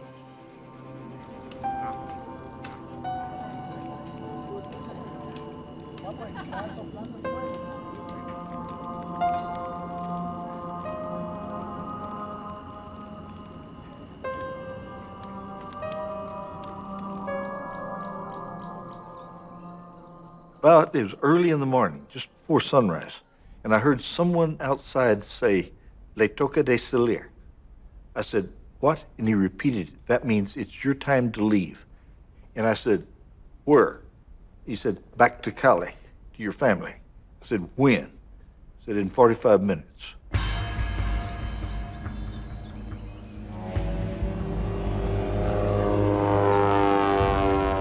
A spotter plane comes over it. And it's a free fire zone that the Colombian army will shoot anything on the ground. And when the spotter plane comes, well, I'm hiding, everybody's hiding, I'm in a riverbed against a bank, but the plane sees us and starts circling. Then a gunship, a helicopter comes. I think, oh my God, I'm on my way home and I'm going to be killed by the Colombian army. And the chopper started circling where we'd been.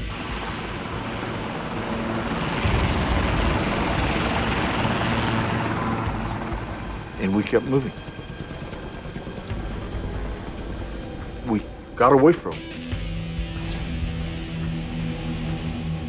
They said, "Okay, Tomas," they say, "if we keep going, we may run into the Colombian army ahead. So we're going to release you here." They said, "Okay, follow this trail and you'll come to a road. When you come to the road, go to the right, and you'll keep on going and you'll find people. I shook hands with each one, and I told each one, I said the same thing. Tenga cuidado y vaya con Dios. Be careful and go with God. I didn't mean it, but under these circumstances, I wasn't gonna say, screw you guys, wait till I tell the Colombian Army what I know about you.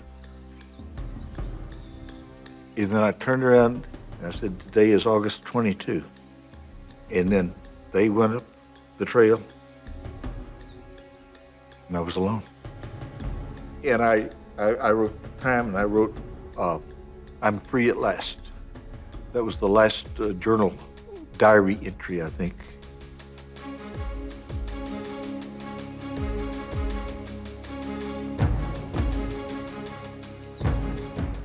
I kept walking, and finally, late in the afternoon, I came to a house, a little house. It was a young potato farmer. He said, I have a motorbike. I'm going to give you a ride. And he never starts the motor. We're just coast. You know, there's no point in using any gasoline for this.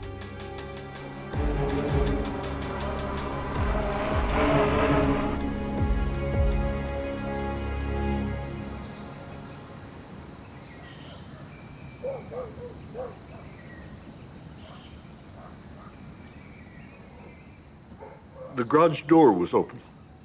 And I walked through the garage door and I yelled, Anybody home? Dad? I was on the phone with Susan when he walked in the door. Susan started screaming, and I thought, okay, they've thrown his body on the front porch, at least this is over. He thought that my body had been dumped there because there'd been another kidnap in the area and the guy's body was dumped in the driveway, and he assumed it was my body. And then I picked up the phone and I said, you know, hi, Rayford. He picked up the phone and said, hello, Rayford, how you? It's Tom, man. I'm home, I'm home. So we just could not believe it. He'd been let go and then just actually walked in the door of his house.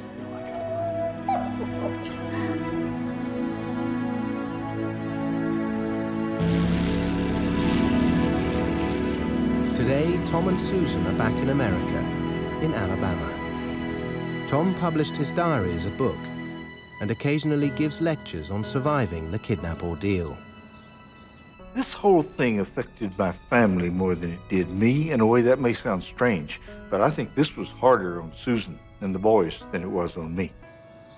If my family had not been what they were and what they are, well, there is no question I wouldn't be here, and I wouldn't be walking along the Tennessee River with my dog. I would be somewhere up in those Andes dead, and nobody would probably ever find out where I was buried or killed.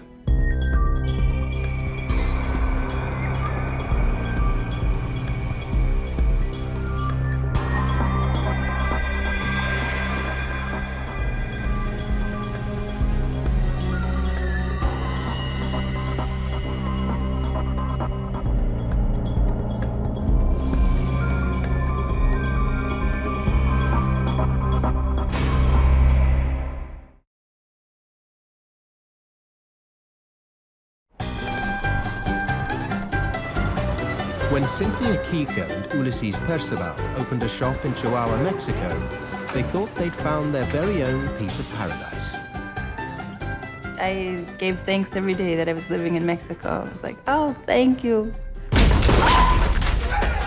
But they found themselves living a nightmare on the wrong side of the border. Two of them had machine guns. Another guy had a pistol.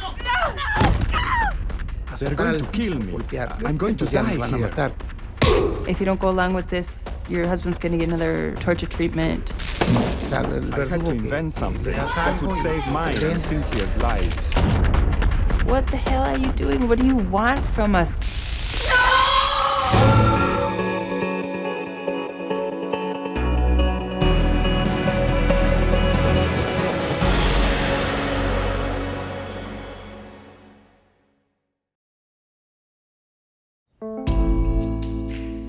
In 1986, Minnesota native Cynthia Kika was living in Mexico selling her handmade jewelry on the streets.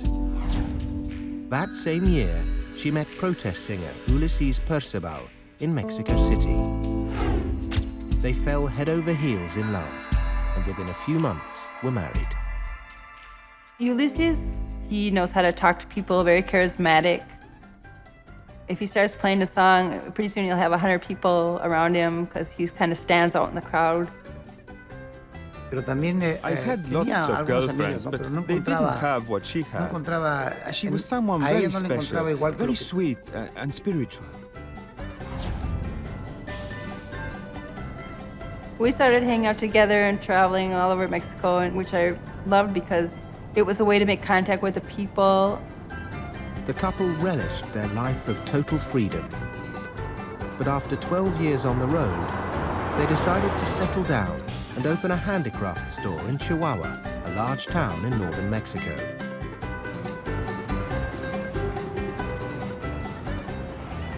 We passed through Chihuahua a couple times on our way up to the States. Ulysses had always liked the town. I liked it because of the desert, the wildlife, and the local people. The mountain.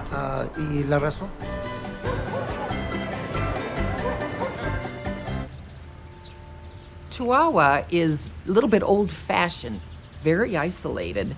It was very conservative, and people tended to be very involved with the church. The business soon became a popular hangout for local youth. Teenagers flocked to the store to snap up Cynthia's jewelry. It was right on a bus line there, and a lot of young people especially got off that bus stop. It became kind of an instant success. We were doing good business, and the people were appreciative of our work. Ulysses would occasionally play his music, and I think the young people got a big kick out of that. We sold T-shirts with political figures. We also had candles and that sort of thing. Incense, folk art from different parts of Mexico.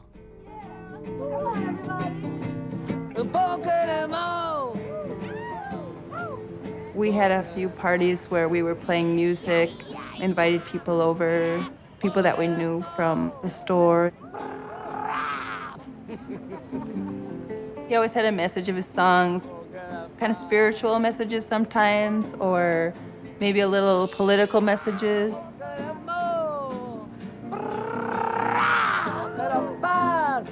I felt like we were standing on our own 2 feet, living on our artwork and music.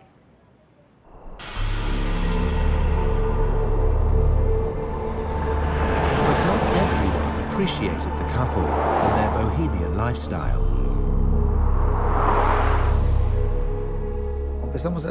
We began to notice that we were very different than most people in Chihuahua, and not in a good way.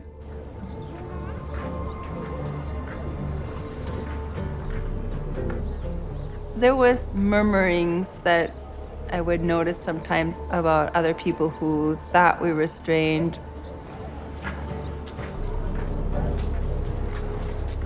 Cynthia and Ulysses dress in kind of an alternative style.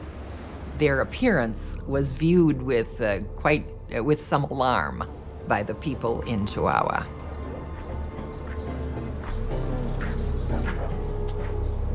Some people talked about, oh, there's satanic people. That always seemed pretty absurd and kind of crazy to me.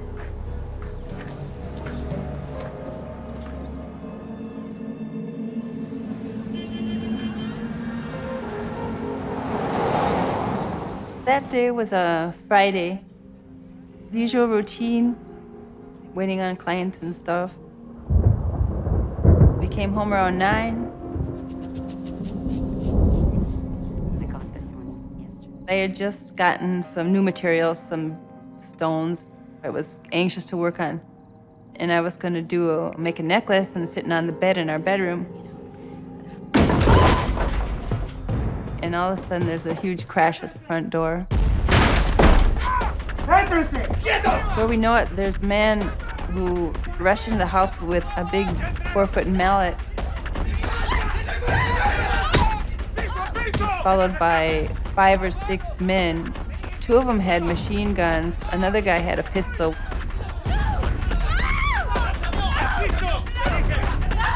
They grabbed Ulysses and dragged him out through the front door. And then 2 other guys grabbed me, and I'm holding on to door frames and trying to resist.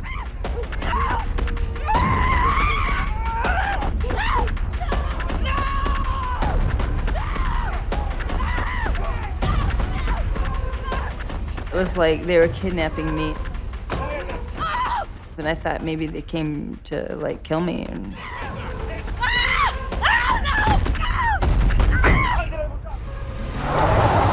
American Cynthia Kika and her Mexican husband Ulysses Percival were abducted from their Chihuahua home and thrown into waiting vehicles.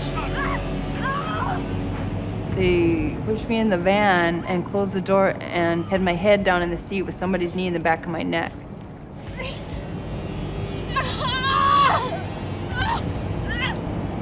I said, please don't kill me, please don't kill me. I didn't know what they wanted. Ahorita, ya no la quiero escuchar más.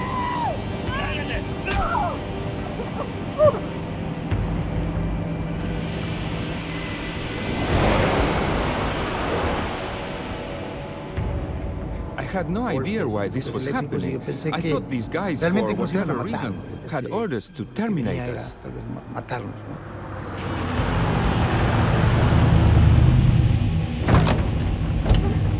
After about 10, 15 minutes, they stopped, and I could hear like an iron gate opening. Upon arriving, I hear a door open electronically.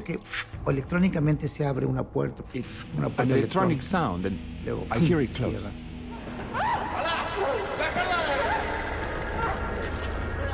I didn't know what was going on.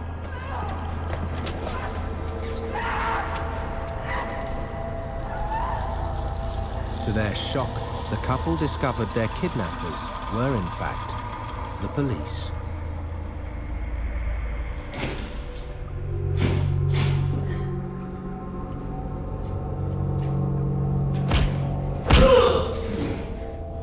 Once in custody at the local station, Cynthia and Ulysses were taken to separate rooms.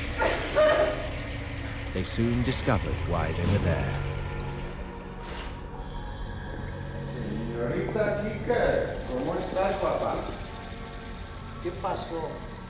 They started saying, you're gonna confess and you killed Viviana. No sé. And I just told them I didn't know what they're talking about. Viviana Rayas. No sé, Viviana. One of the cops says, you know who Viviana is. I tell him no, that name isn't familiar. The girl police were trying to link the couple to was 16-year-old Viviana Reyes. ¿Tú la conoces a la Viviana?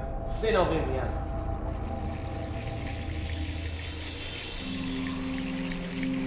She had disappeared from Chihuahua 10 weeks earlier.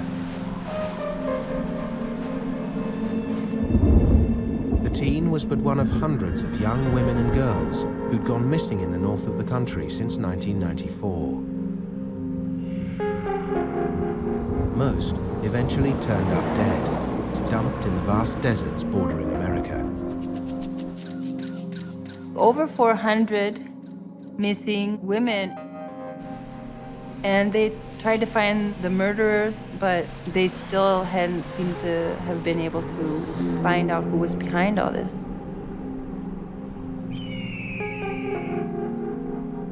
There'd been many mothers frantically waiting for some kind of justice. The wave of murders had started in the city of Juarez, but had recently started to move south to Chihuahua. These crimes, you know, it didn't affect our lives personally, so it was just something that you hear about like anybody else. But now, Cynthia and Ulysses were implicated in one of the murders.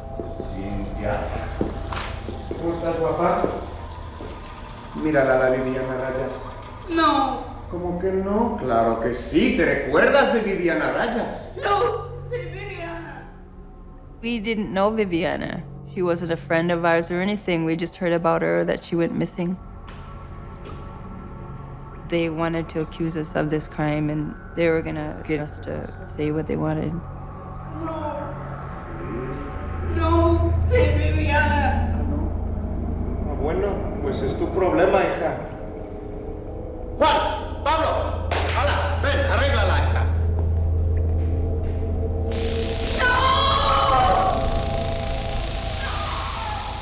They had some electric shock, and they started shocking me on my legs and on my back.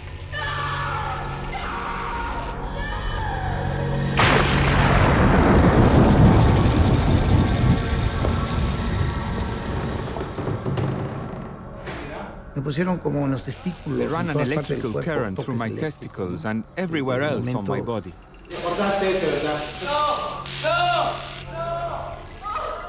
He was screaming. I could hear sounds of beating. I could hear them hitting him. They started piecing together a story saying, you had a party and you invited her to your house. And then asking questions and filling in their own answers. ¿Nos vas a decir qué pasó con Viviana Rayas? Que tú y Ulises lo mataron.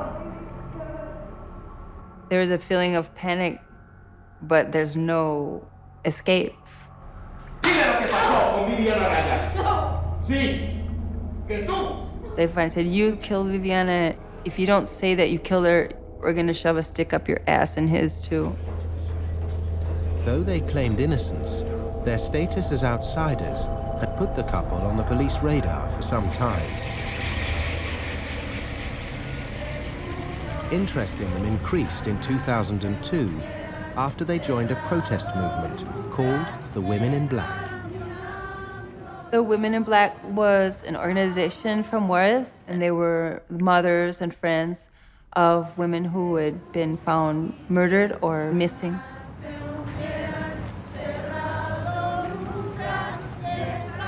We went to a march to support the people who were trying to make headway with the government.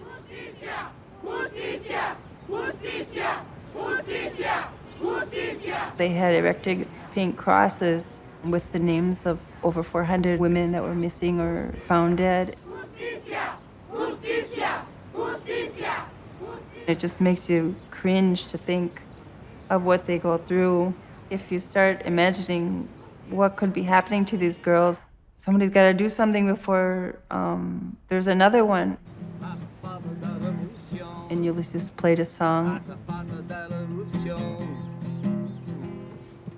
We cannot see that injustice and not protest against it.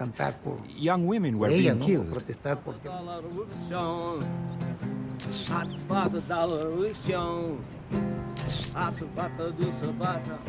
He had one song that the judicial police didn't like very much called Marrano Judicial, which means police pigs. It was kind of denouncing corrupt officials and their mistreatment of and abuses of human rights. But the price paid for insulting the police turned out to be very high.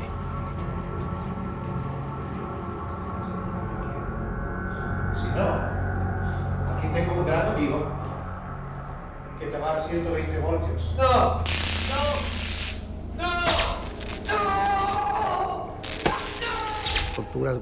They continued to beat me, electrocute me, and I thought they were really going to kill me.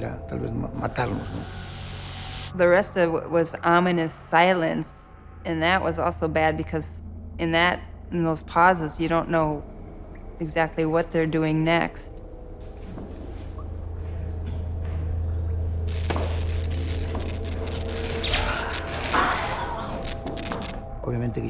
Obviously, I began to scream because it's an incredibly intense pain.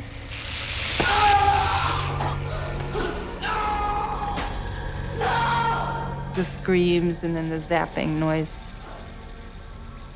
echoing in that room, and it's just sickening.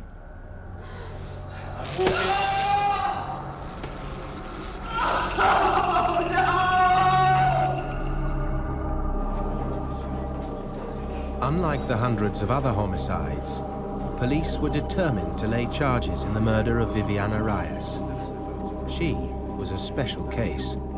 Her father, an important man.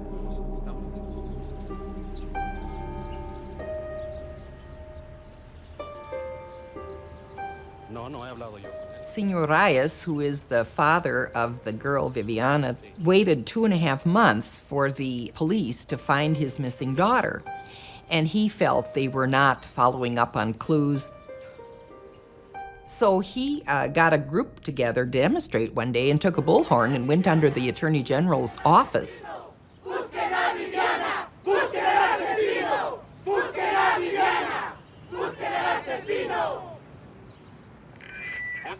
And said, if you don't find my daughter, I'm going to close down the toll taking of the Chihuahua Highway. And he could do that because he was a union official.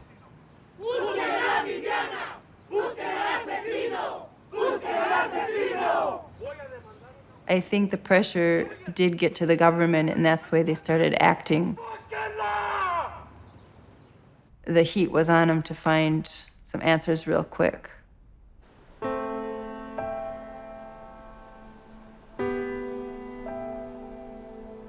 On May the 28th, 2 days after Senor Reyes had issued his ultimatum, a badly decomposed body was found in the desert not far from town. The day after that, they identified it as Viviana.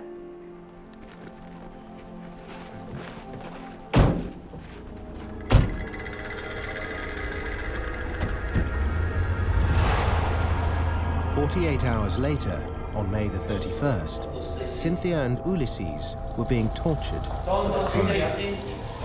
So I said to myself, you have to confess or else they're not going to stop. Tú hiciste la fiesta. They said you held the party, right? Como estaban poniendo yes, las palabras en mi boca, tenía que decirle no, sí.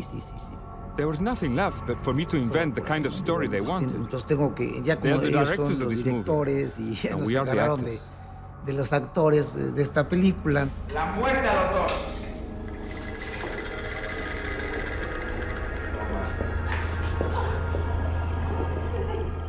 I put my hand on his hand and I said, Ulysses, what's going on? What should we do? And he said, just go along with it. Just do what they say. Just do what they say.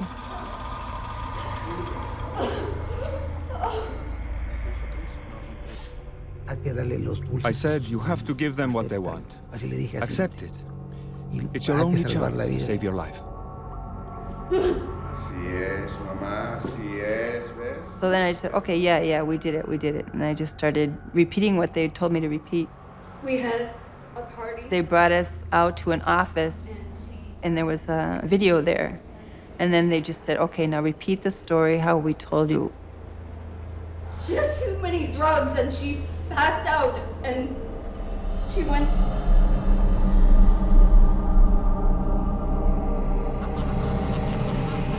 The story that they were saying to me is that we had a party. Viviana was there, and she was given drugs. There was other people at the party. They were drinking peyote tea. We lured Viviana to our satanic party and involved her in heavy rock music and devil worship. We were all dressed in black. We had an altar and a pentagram, a room full of candles. Ulysses was cutting up chicken heads and speaking in tongues. We drugged Viviana with peyote, and she got sick. She had a convulsion. I was supposed to have gone and see if she was okay. But apparently I had been paying too much attention to Viviana. So my wife became jealous and smashed her on the head with a pipe.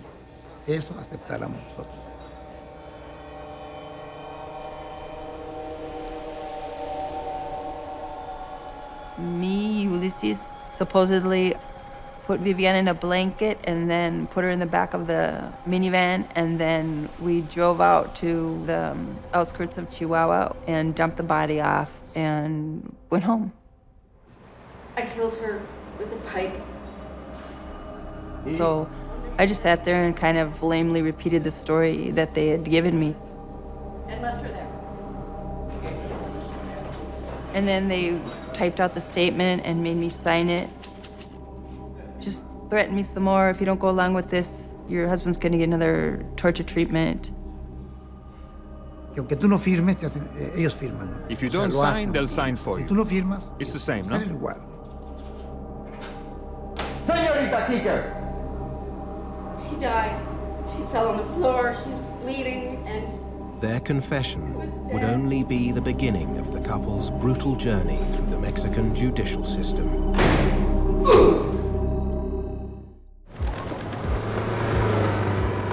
After torturing Cynthia and Ulysses into false confessions for the murder of 16-year-old Viviana Reyes, Mexican police continued to build their case against the couple.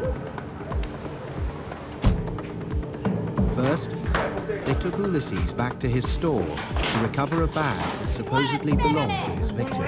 ¿Cuál es la bolsa? A ver, Ulysses, ¿cuál es la bolsa? Asesino, ¿eh? Estaban golpeando. Dice, no aparece la They were bolsa, beating me. te vamos a golpear They hasta said, matar. look, if the bag Yo, doesn't pues, ya, appear, no, we're going to dice, beat you to death. Desátalo, me desataron, I empezaron thought to myself, a azotar al they're going to piso, kill me. golpear. Yo, I'm pues, going ya to me van a die matar here. completamente, ya, yo voy a morir aquí. ¿Otra vez? ¿Cuál es, Ulysses? A ver. Y no encontramos la bolsa, vamos a tu After otra searching tienda. for the bag, Vamos they a finally esta said, pequeña tienda que we estamos can't find it apenas here. empezando a abrir.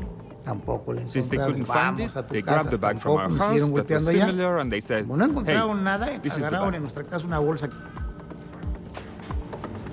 Next, the couple was forced to give the names of their friends, Manuel and Erica, who supposedly witnessed the murder.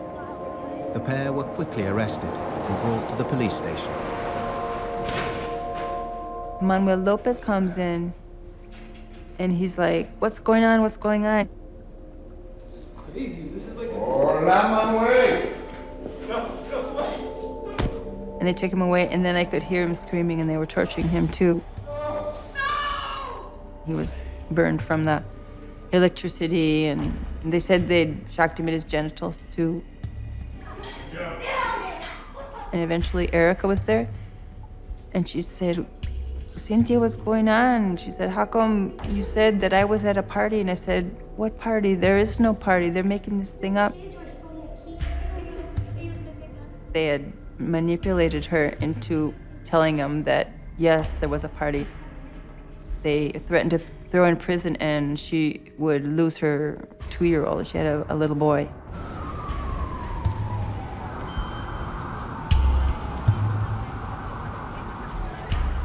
Pero muy temprano, como a In las the 6 de la morning, mañana, very early, two llegan dos officials came, policías y te vamos a and they said, sentar okay, ahorita en we're este going to take you momento out now, para que so tú you can give us the nos digas reconstruction of the events a as la they happened. reconstrucción de los hechos como And I said, the reconstruction of what again? reconstrucción de los hechos. And they said, the death of Viviana. What happened with all that?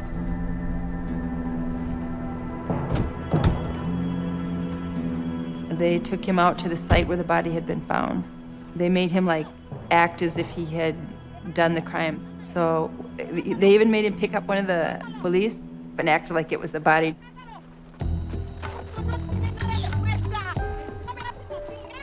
The guy was super heavy and fat, and Ulysses was all beat up and stuff. He couldn't even like pick him up. So then they said, no, get a skinnier guy, and made him pick him up and act as if he had been dumping a body.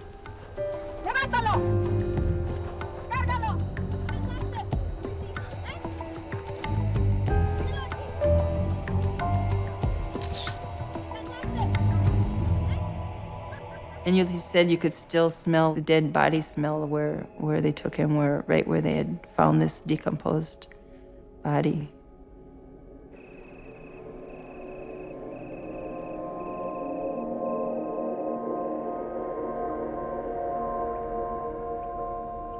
After everything we had said we would go along with it, we signed their confession, this and that, they were still giving him more shock treatments.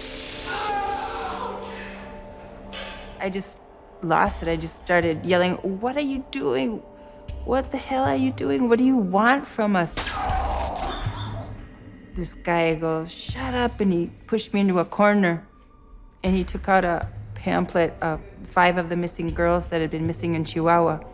And he said, "Which one of these girls did you take? Which one are you responsible for?" And Ulysses was screaming, so I just picked anybody and I just said, "That one, that one, that one." And then he just looked at me and he said, "You liar," and he slapped me in the face. 2 days after the arrest of Cynthia and Ulysses, Senor Reyes was informed that the murder of his daughter had been solved. The supposed killers were paraded before the press. Señoras y señores, gracias. They walked us in and lined us up in the bright lights, and there was a backdrop of the judicial official emblem. We're presenting these as the suspected murders, or however they termed it.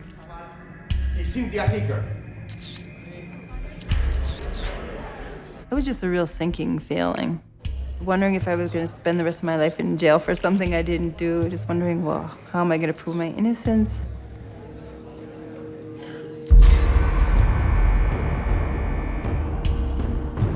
The couple were then immediately thrown into the dangerous Centro de Rehabilitación, a state prison.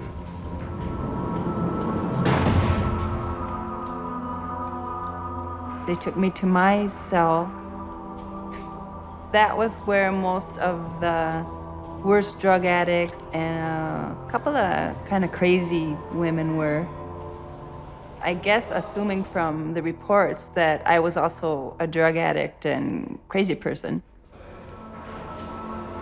There was drug use going on, heroin. They would heat it up with little plastic spoons and sniff it. There was another roommate who, she looked pretty tough. The next morning, I realized that I had left some money in a pocket of my pants. She stole it right away.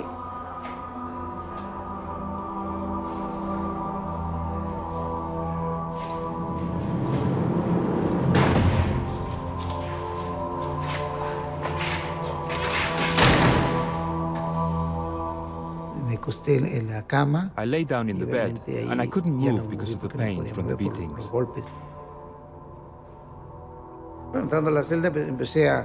I began to think about our lives in Chihuahua before it happened. I imagined it on the wall. It looked like a film, the film of our peaceful lives in Chihuahua.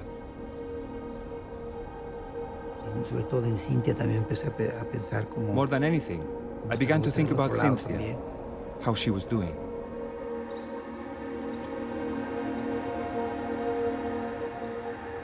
At night, I still wasn't sleeping. I was still paranoid that the judiciales were going to come in and try and take me away.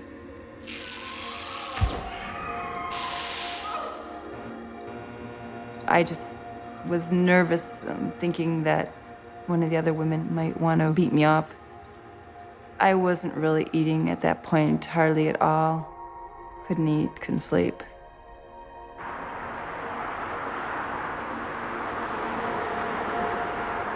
I'll never forget driving out to the prison. It's got the barbed wire, of course, on the top of the walls and the gun turret things. And I thought, oh, if she's got an orange jumpsuit and is in shackles, I am gonna just die. I had never been in a prison in my life, and it just is such a shock. She looked all right, more or less. I mean, she looked tired and she looked stressed. It's some unanticipated moment in a mother's life where you would ever have to face something like that with your child.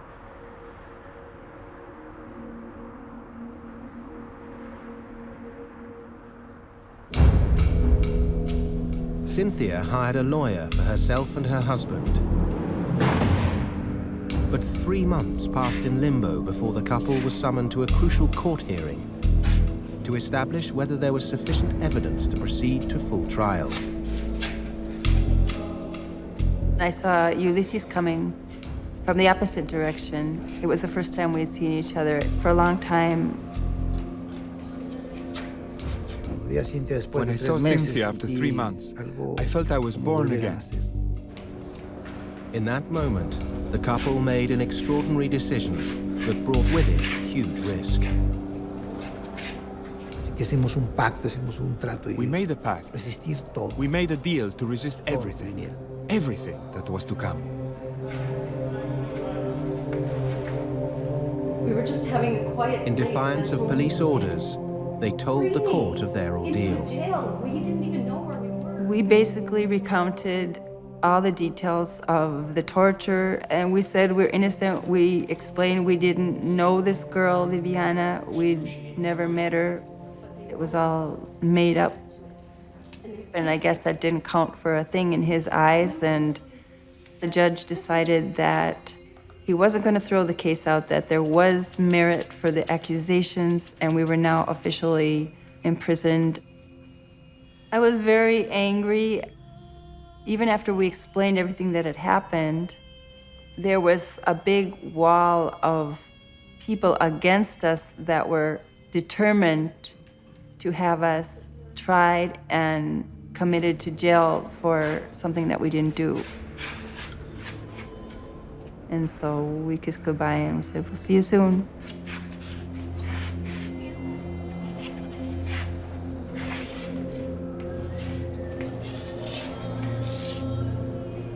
The lawyer at this point was saying how serious this was because many, many people in Mexico have been accused of a crime like this and are still in prison forever. In terms of hope to get her out, there was practically none. But, you know, when you've been brought up in a Minnesota farm family, there's no time for crying at that point. At that point, you have to roll up your sleeves and figure out what you're going to try to do. Carol Kieker and her daughter's attorney set out to dismantle the police case brick by brick. The first step was to track down prosecution star witnesses Manuel and Erica. Cynthia and Ulysses had already retracted their confessions. Would these two risk doing the same? I was outside and somebody told me, Cynthia, we saw on the news, 2 of your friends came forward and retracted their statements. They had never been witnesses to this party that was non-existent. I was jumping up and down. I was so happy. That was kind of a breakthrough. Erica testified under oath in court that this was all as a result of torturing her by saying she'd never see her 2-year-old son again. Both Manuel and Erica were heroes in my estimation, that they were willing to come forward because they clearly put their lives at danger. I thought at that time, well, if there's no witnesses, then this has got to be moving the case forward at expectations that this would be the clincher and we would soon probably be getting out. But it was not to be. Despite the sensational revelations of torture and coercion, Cynthia and Ulysses remained in prison. At this point, they had told me that there was visiting day, and all we would need was proof that we were married and we could see each other twice a week. 3 months after being arrested, their murder trial finally opened in Chihuahua. Didn't know where we were. The newspaper accounts over the next few days told of an account of this party having these real lurid details, such as cutting the heads off of chickens and cats and drinking the blood. Well, of course, that was so absurd. My daughter Cynthia is a vegetarian, for heaven's sakes. Cynthia, Ulysses, Manuel, and Erica all took the stand to testify they'd made false confessions.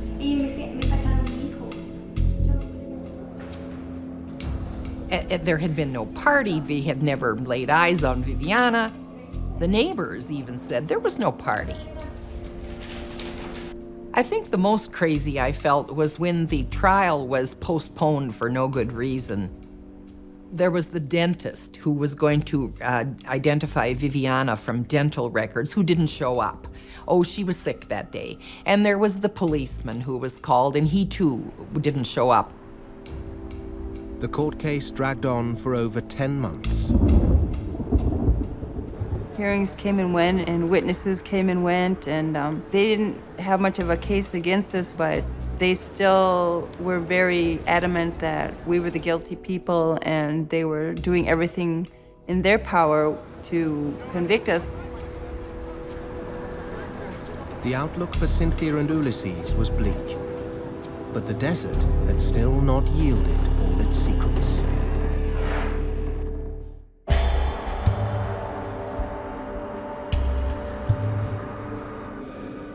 Months after their arrest, Cynthia Kika and Ulysses Percival remained on trial for the murder of a teenage girl in Mexico.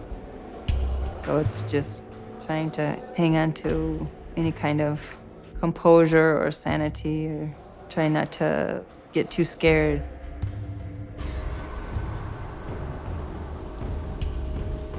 Then came a startling breakthrough.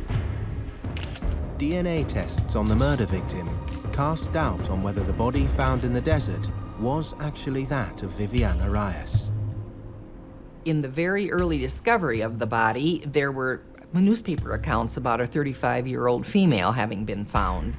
And after probably a year, the prosecution did reveal the results of the DNA test as inconclusive. It also came to light that Senor Reyes had never actually seen his daughter's corpse. Mr. Reyes was called in to identify Viviana, but they didn't show him this body. They showed him some clothes behind a display case.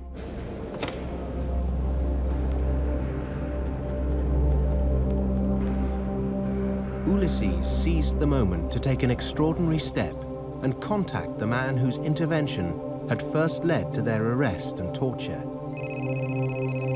He too now looked to be the victim of a miscarriage of justice.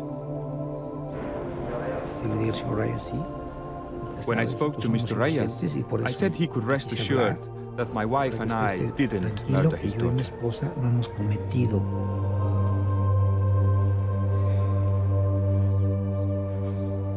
He said that he knew that the two of us were innocent. ¿Es necesario? Once these unlikely allies became united in their quest for truth, things started to move quickly. Doy mi permiso. Our lawyers got the judge, finally, to give permission to have the body exhumed. And the Reyeses definitely wanted that too, because they had serious doubts that this was their daughter's body. Further DNA tests were ordered. Their outcome would determine Cynthia and Ulysses' fate.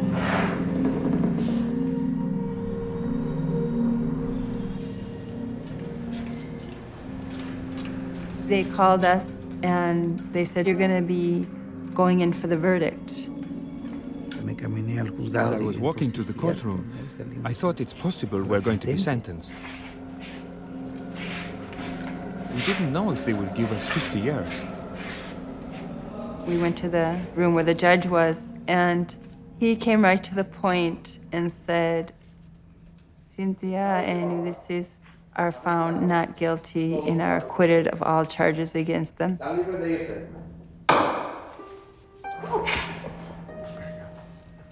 Everyone started hugging and clapping and screaming, and even the guards were happy, and even the prosecuting people were all happy. That was the moment of judgment, receiving our liberty.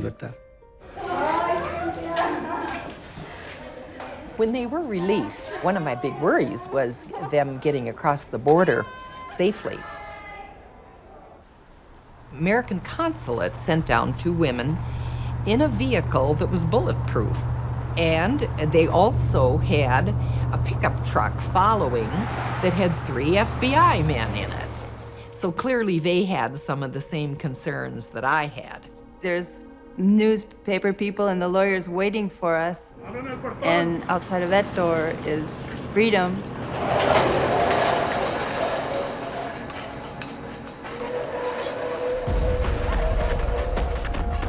As the couple was set to leave, police tried to rearrest them. Prison guards with huge guns surrounding us, and he said, "We're going to the consulate." So I said, "We're free to go," and we were pronounced innocent. Apparently, the Attorney General was appealing their release. We just wanted to leave as fast as possible, and the American consulate people were also very adamant that we should leave real soon. We were both very nervous. That's why I was glad to turn around and see this parade of people behind us that weren't letting us out of their sight.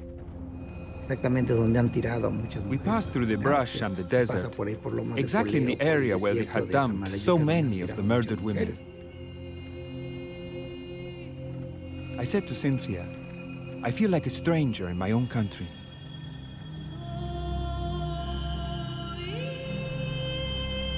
The DNA results from the exhumation were never made public.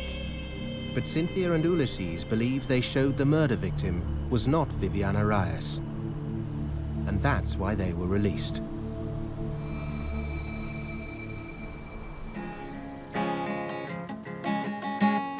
Cynthia and Ulysses now live in Cynthia's home state of Minnesota, where they've opened another jewelry and craft business and started a family. 3 years have gone by since we got out.